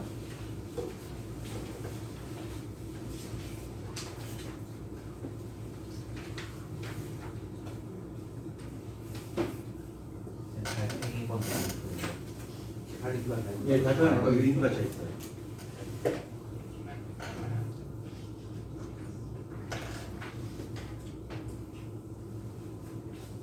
원래 옛날에 달팽이만의 구조도 막 배웠어요. 폴기관, 전정계, 부실계 막 이렇게. 요즘 없죠? 네? 요즘 여기 있어요. 어우, 잘. 자, 다 하셨죠? 아니 잠깐만. 수업 시간 26분밖에 안 남았어요. 나대지 마시고요.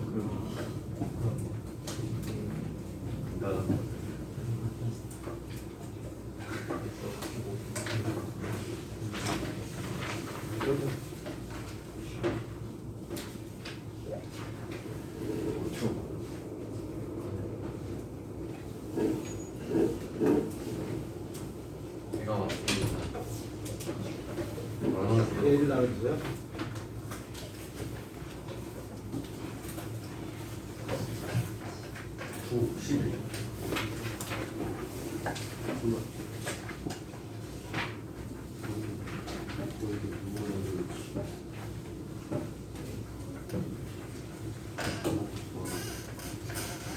이거도 있을 때 일어나세요. 혈액 염색할 때 물로 씻으라고 그러죠. 네. 물로 씻어도 안 뜨더라고요. 주세요. 원래 뜯어서 나눠주세요. 근데 그렇게 하면은 다 됐나요? 아니 이게 좀 큰 게 아니고요. 자, 프린트 다 나눠주고요.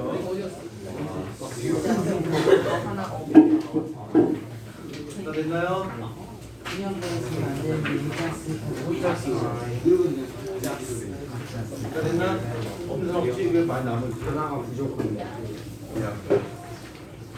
다 됐죠? 자, 봅시다.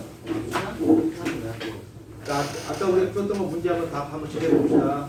자, 귀 한번 보자, 귀. 자, 12번에. 자, 12번에 문제 몇 번이죠? 5번입니다. 13번입니다. 13번에 1번. 그 다음에 14번 정답은? 14번 정답 몇 번? 1번. 1번일까요? 아니요. 5번입니까? 4번, 3번, 1번, 3번입니다. 반성을 생각해야 된다. 반성. 반송이니까 반송이 안 되네. 뭐하는 게 아니고 가만히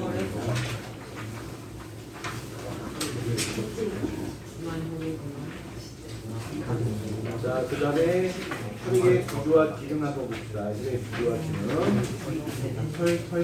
자, 먼저 1번 문제 한번 봅니다. 1번. 자, 1번. 자, 손가락 끝을 체열용 바늘로 찔러 두장의 슬라이드 글라스 A, B에 혈액을 한 번 떨어뜨립니다.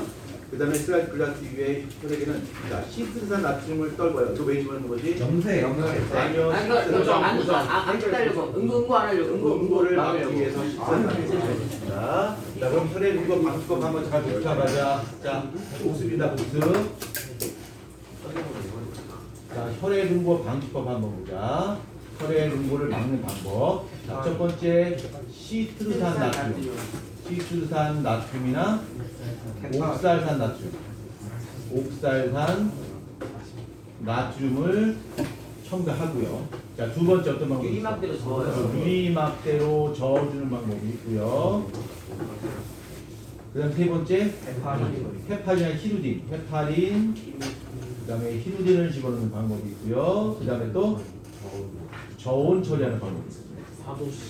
저온 처리하게 되는데, 자, 저온 처리하는 이유는 뭐야? 효소 활동을 억제시키는 거죠. 이때 몇 도씨에 보관해야 돼? 4도씨에 보통 통상적으로 보관하게 되는데, 이렇게 4도씨에 보관하는 특별한 이유가 있나? 물의 밀도. 물의 밀도가 최대일 때, 물의 밀도가 최대이기 때문에 세포의 손상을 최소화할 수 있습니다. 얼려버리게 되면 물에 비해서 얼음의 밀도가 작기 때문에 부패 팽창하죠. 세포가 전부 다 터져버립니다. 얼리면 안 되겠죠. 자, 첫 번째 문제는 우리가 이것을 다 아는 문제죠. 자, 그 다음에 4번 한번 보겠습니다. 자, B 슬라이드 글라스 위에는 혈액에는 메탄올 가의 첨가 방체요. 자, 메탄올 왜 집어넣는 거야? 세포 고정 그대로 멈춰라 하는 거죠. 자, 그 다음에 3번 방치한 후 진자 염색액을 한 방울 떨어뜨리고 3번 염색합니다. 그에 물로 남아있는 염색약을 헹궈낸 다음에 현미로 관찰을 하는 거죠. 자, 그러면 1번은 금방 답을 볼 수 있습니다. 1번의 정답 몇 번이야? 기다려주세요. 네. 피부링도 그리고 혈액 응고 과정을 설명했는데 볼까요? 세로스트롬 그것도 혈액 응고에 안에서 관련된 나와. 프로틴이 활성화되면 혈액이 걷잖아. 실험 혈액 응고에 관련된 시간이 붙었습니다. 몇 번까지 푸는 거고요? 첫 번째 문제 풀고요. 자, 혈액 응고 과정 아직 다 기억 못한 친구가 있으니까 다시 한번 설명드릴게요. 자, 우리가 이제 상처가 났습니다. 자, 상처가 나게 되면 출혈이 생길 거고요. 자, 출혈이 생기게 되면 혈소판이 어떻게 되는 거야? 혈소판이 파괴됩니다. 자, 혈소판이 파괴되면 혈소판 자체가 파괴돼서 혈액이 응고되는 것이 아니라 혈소판이 파괴되고 여기서 효소가 하나 분비돼요. 뭐죠? 히스타민. 피부링 트롬보린. 트롬빈. 트롬보키네이스. 트롬보키네이스가 분비되고요. 이 트롬보키네이스가 혈장 속에 있던 프로트롬빈을 활성화. 트롬빈을 활성화시켜줍니다. 자, 트롬빈을 활성화시켜줄 때 이때 작용하는 것이 누가 있어야 돼? 이때 칼슘. 이때 혈액 속에 있던 칼슘 이온이 같이 작용해야 되죠. 그 다음에 트롬빈이 활성화된 후에 이 트롬빈은 다시 혈장 속에 있던 피브리노겐을 뭘 바꿔줘요? 피브린으로 바꿔줘요.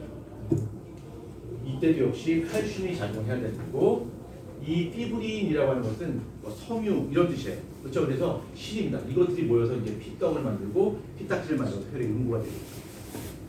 근데 우리 몸, 그러니까 이게 혈소판이 이게 파괴됩니다. 파괴되는데 이 공기를 만나게 되면 파괴되는데 우리 몸 바깥의 환경과 우리 몸 속의 환경은 약간 차이가 있습니다. 거의 비슷해요. 그래서 몸 속에서도 혈소판이 붕괴가 되어서 응고가 될 수 있어요. 그래서 우리 몸속에 혈액이 응고되면 될까 안 될까? 안 되겠지. 그래서 우리 몸속에 혈액 응고를 막는 물질이 분비돼요. 그것이 바로 뭐야? 헤파린이 어디서 분비돼? 헤파린 간에서 만들어져서 간에서 우리 몸에 헷갈린 피해자 생산을 섞어서 체내에서 혈액이 유도되는 것을 막아주죠. 네. 자, 그러면 1번 한번 보겠습니다. 1번 정답 몇 번이야? 3번. 자, 그 다음에 2번 잠깐 보겠습니다. 2번. 2번 어렵잖아. 쉬워요. 여기 나오고 있어요. 뭐라는 거야? 힐링업이에요. 선생님 전이 저기 있어요. 선생님 전 수업 들고 있어요. 자, 2번도 어렵지 않고요. 그러니까 수업을 안 들은 거야. 그만까 얘기.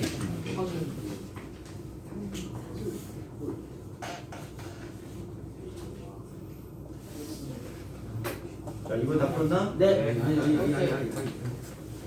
풀었어요. 자, 요거 잠깐 설명하자. 우리 혈구에 대해서 한번 보자. 자, 혈구.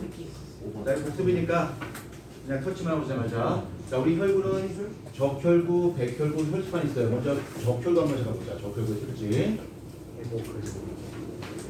자, 적혈구인데 요 적혈구는 우리 몸의 역할이 뭐야? 산소 운반이야. 산소만 운반할까? CO2 운반에도 관여해요. 근데 산소는 4개 운반할 거네 CO2는 하나밖에 운반하지 못해. 얘는 그 다음에 헤모글로빈을 가지고 있고요. 헤모글로빈 단백질 안에 뭐가 함유되어 있어? 철이 함유되어 있습니다. 그렇죠? 그 다음에 생긴 모양이 원반형으로 생겼고요. 원반형으로 생겼고 얘는 무엇이 없다? 핵이 존재하지 않는다. 핵이 존재하지 않아서 가운데가 음축해인 원반형으로 존재하게 되는데 이렇게 두물두물하고 가운데 쑥 파였기 때문에 두 가지 특징이 있어요. 첫 번째 특징은 표면적이 대단히 커, 그래서 산소 운반이 유리해. 그 다음에 두물둥글해, 그래서 혈관 통과 용이해. 그래서 혈액순환, 그 다음에 산소 운반에 최적화되는 것이 바로 이 적혈구가 되겠습니다. 자, 그 다음에 적혈구가 부족하게 되면 빈혈이 되겠죠. 그 다음에 철분제를 먹어줘야 되는 거고요. 그 다음에 백혈만 먹자, 백혈구. 자, 백혈구는 이제 우리가 식균작용 한다 배워요. 근데 백혈구의 종류가 굉장히 많습니다. 굉장히 많은데 4가지가 있고. 여섯 가지. 자, 호산성 백혈구, 호주고성 백혈구, 세 번째 호염기성 백혈구, 단핵구. 네 번째 것이 단핵구가 있고, 그 다음에 다섯 번째 림프가 있어요. 자, 림프가 있는데, 자 한번 보자. 얼마나 기억을 잘하고 있나 보자. 저기 민호 호산성 백혈구 무슨 역할해? 산성 백혈고요. 산소 운반 예, 몰라요. 아직 맞아. 저걸 아니고요. 호중성 백혈구는 식균작용해요. 호염성 백혈은 뭐야? 염증작용. 얘가 바로 뭐냐면 얘를 다른 말로 비만세포라고 불러서 얘가 히스타민을 분비해요. 그 다음에 단핵구가 대식세포예요. 그렇죠? 림프구는 우리 몸의 면역을 조절하는 것이 바로 림프구예요. 대식세. 처음 들어요? 아니요, 잘 들어봐서. 근데 호산성 세포에 해독작용하는 거 아니에요? 해독작용? 아니 정확히 밝혀질 게 없죠. 대식세포라고 그러죠. 이렇게라고 쓰고, 그다음에 이 림프구, 요 림프구는 우리 몸에서 면역 기능을 조절하고, 얘가 T 림프구하고 B 림프구가 존재하죠, 그렇죠? 백혈구입니다. 백혈구는 뭐가 존재? 핵이 존재하죠, 그렇죠? 핵이 존재하고. 그다음에 아까 적혈구가 이렇게 있는데, 적혈구의 기본적인 형태는 사람의 종류에 관계없이 다 사람 똑같은 적혈구 비슷한 모양을 갖고 있습니다. 근데 남모양 적혈구가 있긴 합니다만 기본적으로 일반인들은 이렇게 원반형의 적혈을 갖고 있는데 이 적혈 표면이 좀 달라요. 여기 어떤 항원이 존재해요. 이것이 A가 존재할 수도 있고 B가 존재할 수도 있어요. 그렇죠? 그래서 이걸 가지고 우리 뭘 구분해? 혈액형. 그렇죠? 그래서 우리가 만약 혈액형이 A형이다라고 한다면 음식원을 뭘 갖고 있는 거야? A를 가지고 있고 음식선은 베타를 갖고 있겠지. B형이다라고 한다면 B를 갖고 있고 알파를 갖고 있고요. O형이다라고 한다면 없고 알파, 베타를 갖고 있고 A형이라고 한다면 가지고 있고 B하고 B가 갖고 있고 그렇죠. 자, 그다음에 제가 예전에 이렇게 설명했어요. 이걸 설명하면서 우리 몸에 항체가 있는데 항체에서 응집소라고 하는 항체가 종류가 두 종류가 있다. 하나 사이즈가 큰 게 있고 하나 사이즈가 좀 작은 게 있다라고 했는데 그때 사이즈가 작은 걸 뭐라 불렀냐면 IgG라 불렀어요. 이뮤노글로불린 면역 단백질 G라 불렀고요. 사이즈가 좀 큰 것을 IgM이라고 불렀어요. 아, 이건 오랜만에 굉장히 커. 태반을 통과 X랑 못해. X랑 통과. 그래서 여기 있는 응집도 베타나 알파 같은 거 있죠? 얘네는 IgM입니다. IgM은 굉장히 등치가 커요. IgM은 등치가 매우 커서 무엇을 통과할 수 없다. 태반을 통과할 수 없다. 태반을 통과할 수 없다. 그래서 엄마하고 뱃속에 있는 태아가 혈통이 달라도 전혀 문제되지 않아요. 태반을 통과하지 않기 때문에. 그렇지만 IgG 같은 경우는 태반을 통과할 수 있다. 그래서 엄마가 어떤 병에 걸려서 IgG 형태로 어떤 항체를 획득을 했어. 그럼 그 항체는 아이한테 전달될 수 있어요. 그 아이는 태어나자마자 엄마가 가지고 있는 항체를 그대로 물려받는 거죠. 이걸 바로 신생아 면역이라고 해요. 근데 그 신생아 면역에서 아이가 엄마로부터 항체를 물려받는데 달랑 항체만 물려받게 된 거야. 그러니까 처음에는 그 항체를 가득 갖고 있겠지만 시간이 지나게 되면 어떻게 될까? 항체가 점점 없어져. 한 100일 정도 지나면 그때 항체는 다 없어져 버려요. 그럼 그때부터는 자기는 깨끗한 리셋이 된 상태에서 자기 스스로 항체를 만드는 병에 걸리면서 항체를 획득하면서 살아가는 거죠. 그렇죠? 그래서 우리가 실제로 어떤 질병이나 면역력을 획득을 하려면 항체와 더불어서 기억세포라고 하는 것도 가지고 있어야 돼요. 근데 그 기억세포라고 하는 것은 직접 그 병에 걸려야지 그 병에 대한, 그 질병에 대한 기억세포를 획득하게 되는 거겠지. 그렇죠? 근데 그 아이는 직접 그 병에 노출된 적이 없잖아. 그러니까 달랑 항체만 엄마로부터 받았을 뿐이지 기억세포가 존재하지 않으니까 면역력이 시간이 지나면 어떨까? 다 사라져 버리겠지. 그러나 우리가 백신이라고 하는 것은 병원체를 내 몸에 주사하는 거야.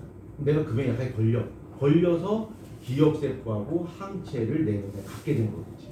그래서 실제로 그 병에 들어왔을 때 빠르게 반응할 수 있게 되는 것이 바로 백신이 되겠죠. 오케이? 자, 그러면 2번에 여기가 몇 번이죠? 5번입니다. 자, 설명할 게 없어요. 자, 그 다음에 3번, 4번,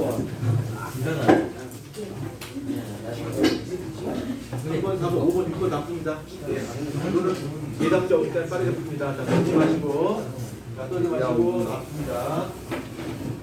빨리 잡어요. 1분이 남은 것 같아요.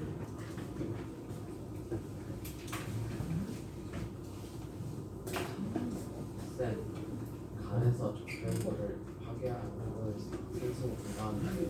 네? 간에서 적혈 거를 파괴하는 거를 생성부터 같이 하는 거예요. 파괴는. 글쓸적의 체해. 그 중에 적은 적의 파괴이죠. 이거 나대지 마시고요.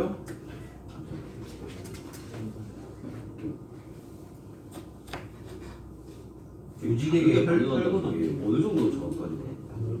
조직에게 혈고도 튕겨나 봐요. 뭐라고요? 조직에게 그 막 튕겨 나가잖아요. 혈액이 조직에게 혈구도 나가. 안 가지. 그것도 설명드릴게요. 자, 6번까지 다 풀고 좀 전에 미디어같이 했던 걸 설명드릴게요. 그 다음 챕터인데 여기 꼭 공부하시고 오늘 저희 수업 20분까지입니다. 진짜 하나만 믿으세요. 모든 사람한테 물어봐도 그런 거 네, 저 뒤에 봐보세요. 딱 1시간 저녁 시간 하고 5시 20분에 시작하는 거예요. 네. 진짜예요. 진짜 인간으로서 자명. 네. 지금도 한 시간이에요. 이건 2번까지 돼 있습니다. 이건 아니에요. 그거는 수업이 뒤에 진짜 뒤에 자기가 그거는 정표석이라는 짱이거든요. 아니 혈관 안에 들어있는 게 적혈로 다 들어가는 감정 모델스를 아니야.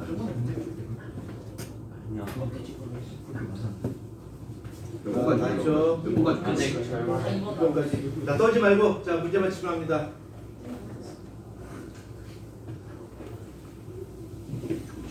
혹시 생리식염수랑 증류수랑 좀 다른 거죠? 예, 중수는 그냥 맹물이고요. 생리시험도 우리 몸에 혈장의 농도와 같은 굉장히 조직이 얼마?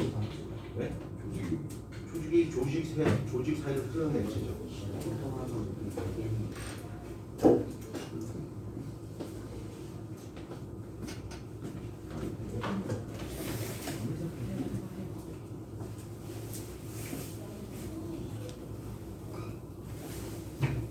조직의 기본. 설명할게요.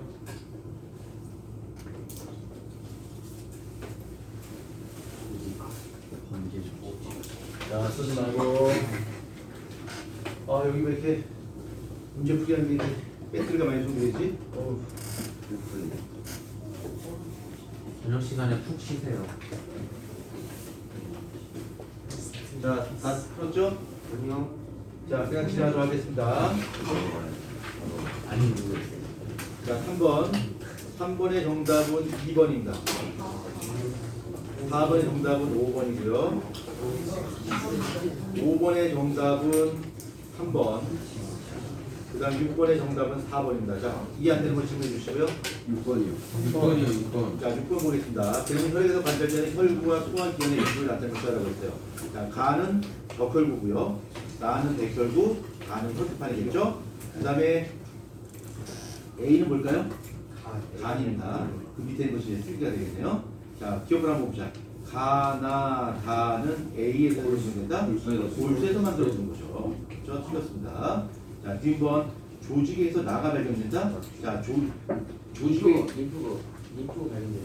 조직에게서 나가 발견된다라고 하는데 이 조직에서 발견된다. 그 조직의 일부가 바로 림프액입니다. 그래서 림프액에도 백혈구가 존재해요. 그 림프액에 존재하는 백혈구를 우리 뭐라고 부를까? 림프구라고 부르죠. 네, 빠져나갈 수가 있습니다. 얘는 혈관 밖으로 빠져나갈 수가 있습니다. 혈관 밖으로. 그 다음에 저번에 잠깐 설명했었는데 어떤 병원체가 들어오게 되면 그 감염 부위 혈관에 히스타민이 잘 전달이 됐었죠? 비만세포 히스타민을 분비하게 되면 혈관이 어떻게 된다? 확장된다 했었지? 그때 백혈구가 빠져나가서 맞짱 뜨는 거죠. 저 치고받고 싸운다는 거야. 그 부분도 기억을 하신다면 예, 뒷머리 맞고요. 자, 디귿번 이거 설명할 거 없죠? 네. 네, 그 정답이 축제는 자 A에서 간에서 혈의 응고를 촉진하는 물질이 뭐가 있을까? 피군이 녹여내니까 트롬빈 같은 물질이 간에서 만들어집니다. 그다음에 방제하는 물질은 헤파린 만들어집니다. 자, 그다음에 요거 잠깐 보자. 요거 잠깐 보자. 자, 요거 잠깐 보자. 요게 혈관이거든. 혈관이고 여기가 동맥이에요. 그러니까 동맥 모세 혈관이고 여기가 정맥 모세 혈관입니다. 그 다음에 여기 세포가 있죠. 여기 세포 모이니까 이거 조직이 되는 거고 여기가 조직액이 됩니다. 조직액이 되는데 이 동맥에서 세포들한테 산소와 영양을 줄 때 적혈구가 직접 빠져나와서 얘네들 주지 않아요. 적혈구 그냥 남아있고 액체 성분인 혈장만 이렇게 빠져나와요. 그래서 얘가 빠져나온 후에 이 사이를 헤치고 다니면서 얘한테 영양분 주고 산소 주고 CO2 받고 노폐물 받고 해서 다시 어떻게 될까? 들어가게 됩니다. 그렇죠? 그래서 얘가 혈장 성분이 빠져나와서 조직을 사이를 흐르고 다닐 때 얘를 바로 뭐라 불러? 조직액이라고 불러요. 조직액이라고 부르고 그러면 동맥에서 조직액 쪽으로 혈장이 빠져나오는 것은 어떤 힘을 가지고 빠져나오는 확산. 삼투. 압력차입니다. 압력차. 그래서 이 동맥에는 혈압이 있거든요. 조직에게는 산소압이 있어요. 그래서 이 동맥의 혈압 대비 조직의 산소압을 보면 어느 쪽이 더 클까요? 혈압. 얘가 더 크겠지. 그렇죠? 그러니까 압력의 차이에서 얘가 빠져나오는 거야. 그 다음에 얘가 들어가요. 그럼 조직의 압력, 산소압과 정맥의 압력을 비교해 혈압을 비교하면 어느 게 더 클까요? 이게 더 큰 거죠. 그렇죠? 이게 더 크니까 이렇게 많겠지? 근데 여기 놀라운 비밀이 하나 있어요. 만약에 동맥 쪽에 혈압이 100이라 치자. 100이라 치고요. 조직의 산소압이 만약에 40이라고 가져가자. 40이고요. 그 다음에 정맥의 혈압이 10이라고 가정하자. 자, 그러면 동맥의 혈압 대비 조직의 산소압이 40이니까 그 차이 나는 것만큼 얼마만큼? 60만큼 빠져나오겠죠. 그렇죠? 빠져나와. 그 다음에 요 두 개의 차이만큼 아주 너무 크다. 60? 그래, 60으로 하고 얘를 40이니까 30병만 이렇게 합니다. 자, 그러면 얘가 100이고 조직에게 산소압이 60이니까 40만큼의 혈장이 압력차에서 빠져나옵니다. 그 다음에 영양분의 그다음 노폐물의 물질 교환이 일어난 후에 다시 정맥 쪽으로 들어가게 되는데 조직에게 산소압이 정맥 혈압보다 높아요. 그래서 물질 이동하겠지? 얼마나 이동할까? 30만큼 이동해요. 그렇죠? 이동하는데 동맥과 조직액 사이의 압력 대비 조직액과 정맥의 압력 차이가 어때? 작지? 그러면 40만큼 빠져나와서 30만큼 들어가지 못하니까 10이 비잖아. 그렇죠? 그 빈 거는 여기를 지나가는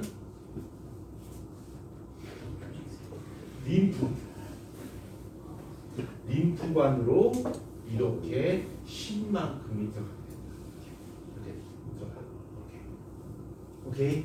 그래서 이 림프관을 따라서 림프에 가다가 이제 혈액과 만나서 다시 심장을 다시 가야겠죠. 그렇죠? 그래서 여기 동맥과 조직에게 압력 차이가 너무 커요. 그래서 빠져나오는데 빠져나온 것만큼 다 들어가지 못해요.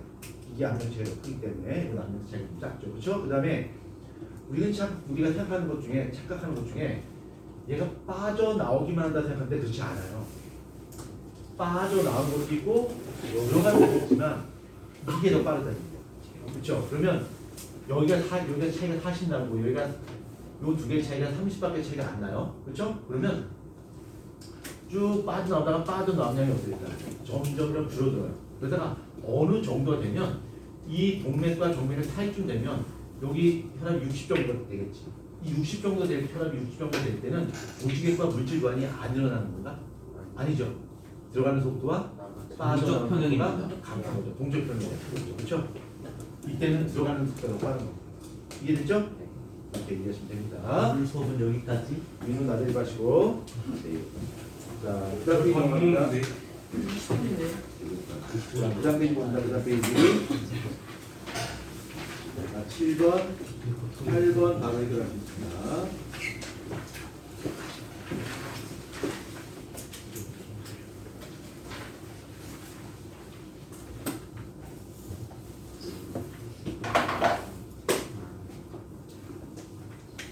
몇 번?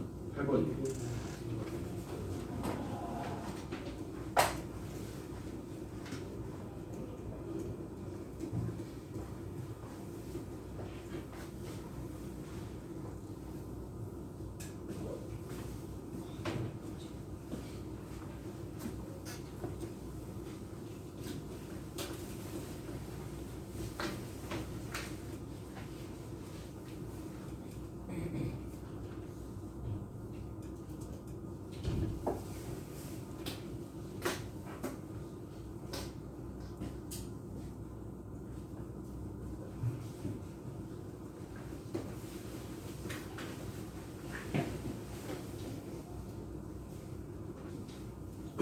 반복되는 문제라서 바로 풀실 수 있을 것 같습니다.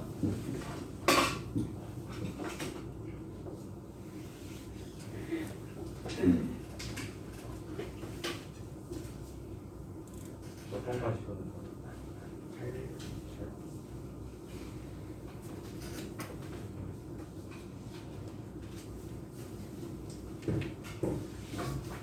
이게 형제에서 뭐예요? 네? 아, 그건 아직 설명하려고 하고 있네. 자, 7번 답 18번 풀었죠? 10초만요. 네, 그럼 바로 진행하도록 하겠습니다. 하지만 네, 건의는 아예 이제 포기했고요. 앞으로 통까지 보겠습니다. 자, 7번 정답 1번. 네, 1번입니다. 8번 정답 4번입니다.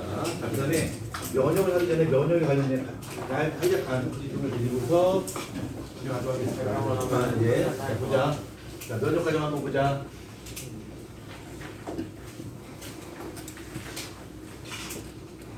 자, 면역 과정. 요걸 이제 기억을 되살려야지 문제 풀 수 있겠죠. 자, 이 몸에 어떤 병원체가 들어왔다 치자. 이 병원체를 다른 말로 항원이라고 해요. 이 항원을 보게 되면 얘가 A 항원인지 B 항원인지 우리가 구분할 수 있어. 그것은 항원마다 가지고 있는 세포막 표면에 특이한 어떤 돌출부가 있어요. 돌출부가 있고 이걸 통해서 얘가 A 항원인지 B 항원인지 우리가 인지할 수 있습니다. 그래서 얘를 뭐라고 하냐면 얘를 항원 결정기라고 해요. 항원 결정기가 있고 이 항원 결정기는 얘가 어떤 놈인지를 알려주는 하나의 시그니처가 될 수 있겠죠. 그러니까 예를 들어서 이렇게 민우가 이런 물병 들고 다닌단 말이에요. 그렇죠? 그러니까 이것은 어떻게 보면은 민우의 시그니처가 되겠죠. 그렇죠? 얘가 머리에 이렇게 딱 들고 다닌단 말이에요. 그러면 얘를 못 보지만 요거만 보다 아 요거 민우구나 라고 하는 걸 알 수가 있겠지. 그렇죠? 그러니까 이거 항원 결정기라고 해요. 얘가 들어오게 되면 우리 몸에서 면역세포의 일종인 배식세포가 있어요. 반해프죠? A식세포가 얘를 잡아먹어버려요. 식세포라는 거야. 잡아먹고 이거를 막 그냥 박살내는 거야. 자, 박살내요. 박살낸 다음에 이런 거야. 얘가 만약에 항원이시자, 내가 A세포야. 얘를 잡아먹어요. 잡아먹은 다음에 얘는 다 없어졌어. 그죠? 다 없어지고 이거 항원 결정기를 거기다가 번쩍 드는 거야. 야, 이거 가진 놈 나쁜 놈이야. 이거 가진 놈 모두 공격해. 다 알려준 거죠. 그렇죠? 다른 친구들한테, 다른 면역세포들한테 야, 이거 가진 놈 나쁜 놈이야. 이거 공격해라고 알려준다는 거야. 어떻게 알려주냐면 여기 대세포 표면에 단백질이 있는데 이거를 이제 MHC라고 하는데 우리 그거 몰라 좋아. 여기다가 여기 항원 결정기를 밖에다가 여기에 딱 도출시키는 거야. 딱. 그리고서 알려주는 거야. 야, 이거 가진 놈 나쁜 놈이야. 이거 가진 놈 공격해 하고 알려줘요. 잠깐만 설명. 우리 몸에 있는 면역 세포들이 이걸 보고서 인지를 해요. 근데 누가 인지를 하냐면 우리 몸에 림프구 중에서 가장 머리가 좋은 놈이 있어. 저 같은 사람. 똑똑한 놈이 있어. 그래서 그 똑똑한 놈이 그런 거냐? 와요. 와서 여기 있는 항원 결정기를 인식해. 요 세포를 뭐라고 하냐면 요를 보조 T 림프라고 해요. 보조 T 림프구 또는 헬퍼 T셀 이렇게 부르는데 보조 T 림프가 항원을 인식해요. 아, 요거 이거 가진 놈, 이거 갖고 있는 놈 항원을 인식하는 거죠. 그 다음에 그 정보를 나머지 친구들한테 알려줘요. B 림프구와 T 림프한테 알려줘요. 야, 이렇게 된 거야. 이렇게 병에다 시커멓고 뭐 이렇게 겉에 이렇게 돼 있고 뭐 육병 돼 있는데 이거 가진 놈이야. 이거 가진 놈 공격해 하고서 우리 몸에 있는 면역 세포들한테 알려주는데 그 면역 세포가 누구냐면 바로 T 림프구하고 B 림프한테 알려줘요. T 림프구하고 B 림프구를 활성화시켜요. 그러니까 그 정보를 알려주는 거야. 그럼 이 T 림프구는 이 보조 T 림프구한테 이제 신호를 받았단 말이야. 그걸 받았어.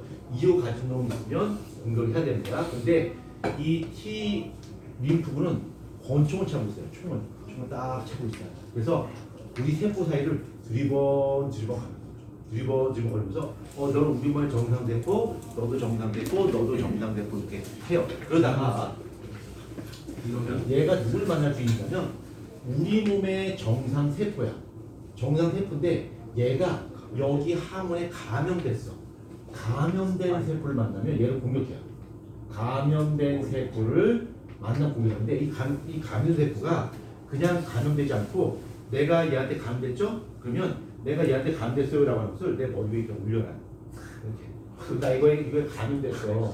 죽여줘 하고서 면역 세포들한테 눈에 우리 잘 띄게 내가 계속 살아남으면 주변 세포들한테 다 감염된단 말이야. 그러니까 주변 세포를 위해서 나를 죽여줘 하고서 이 항원 결정기를 밖에서 노출시키고서 T 림프가 우리를 기다려요. 그럼 T 림프는 안녕 하다가 이거를 머리에 들고 있는 놈이 있으면 안녕 너 우리 편이구나. 너 이거 감염됐니? 그런단 말이야. 그럼 이 감염 세포가 그래 나 감염됐어.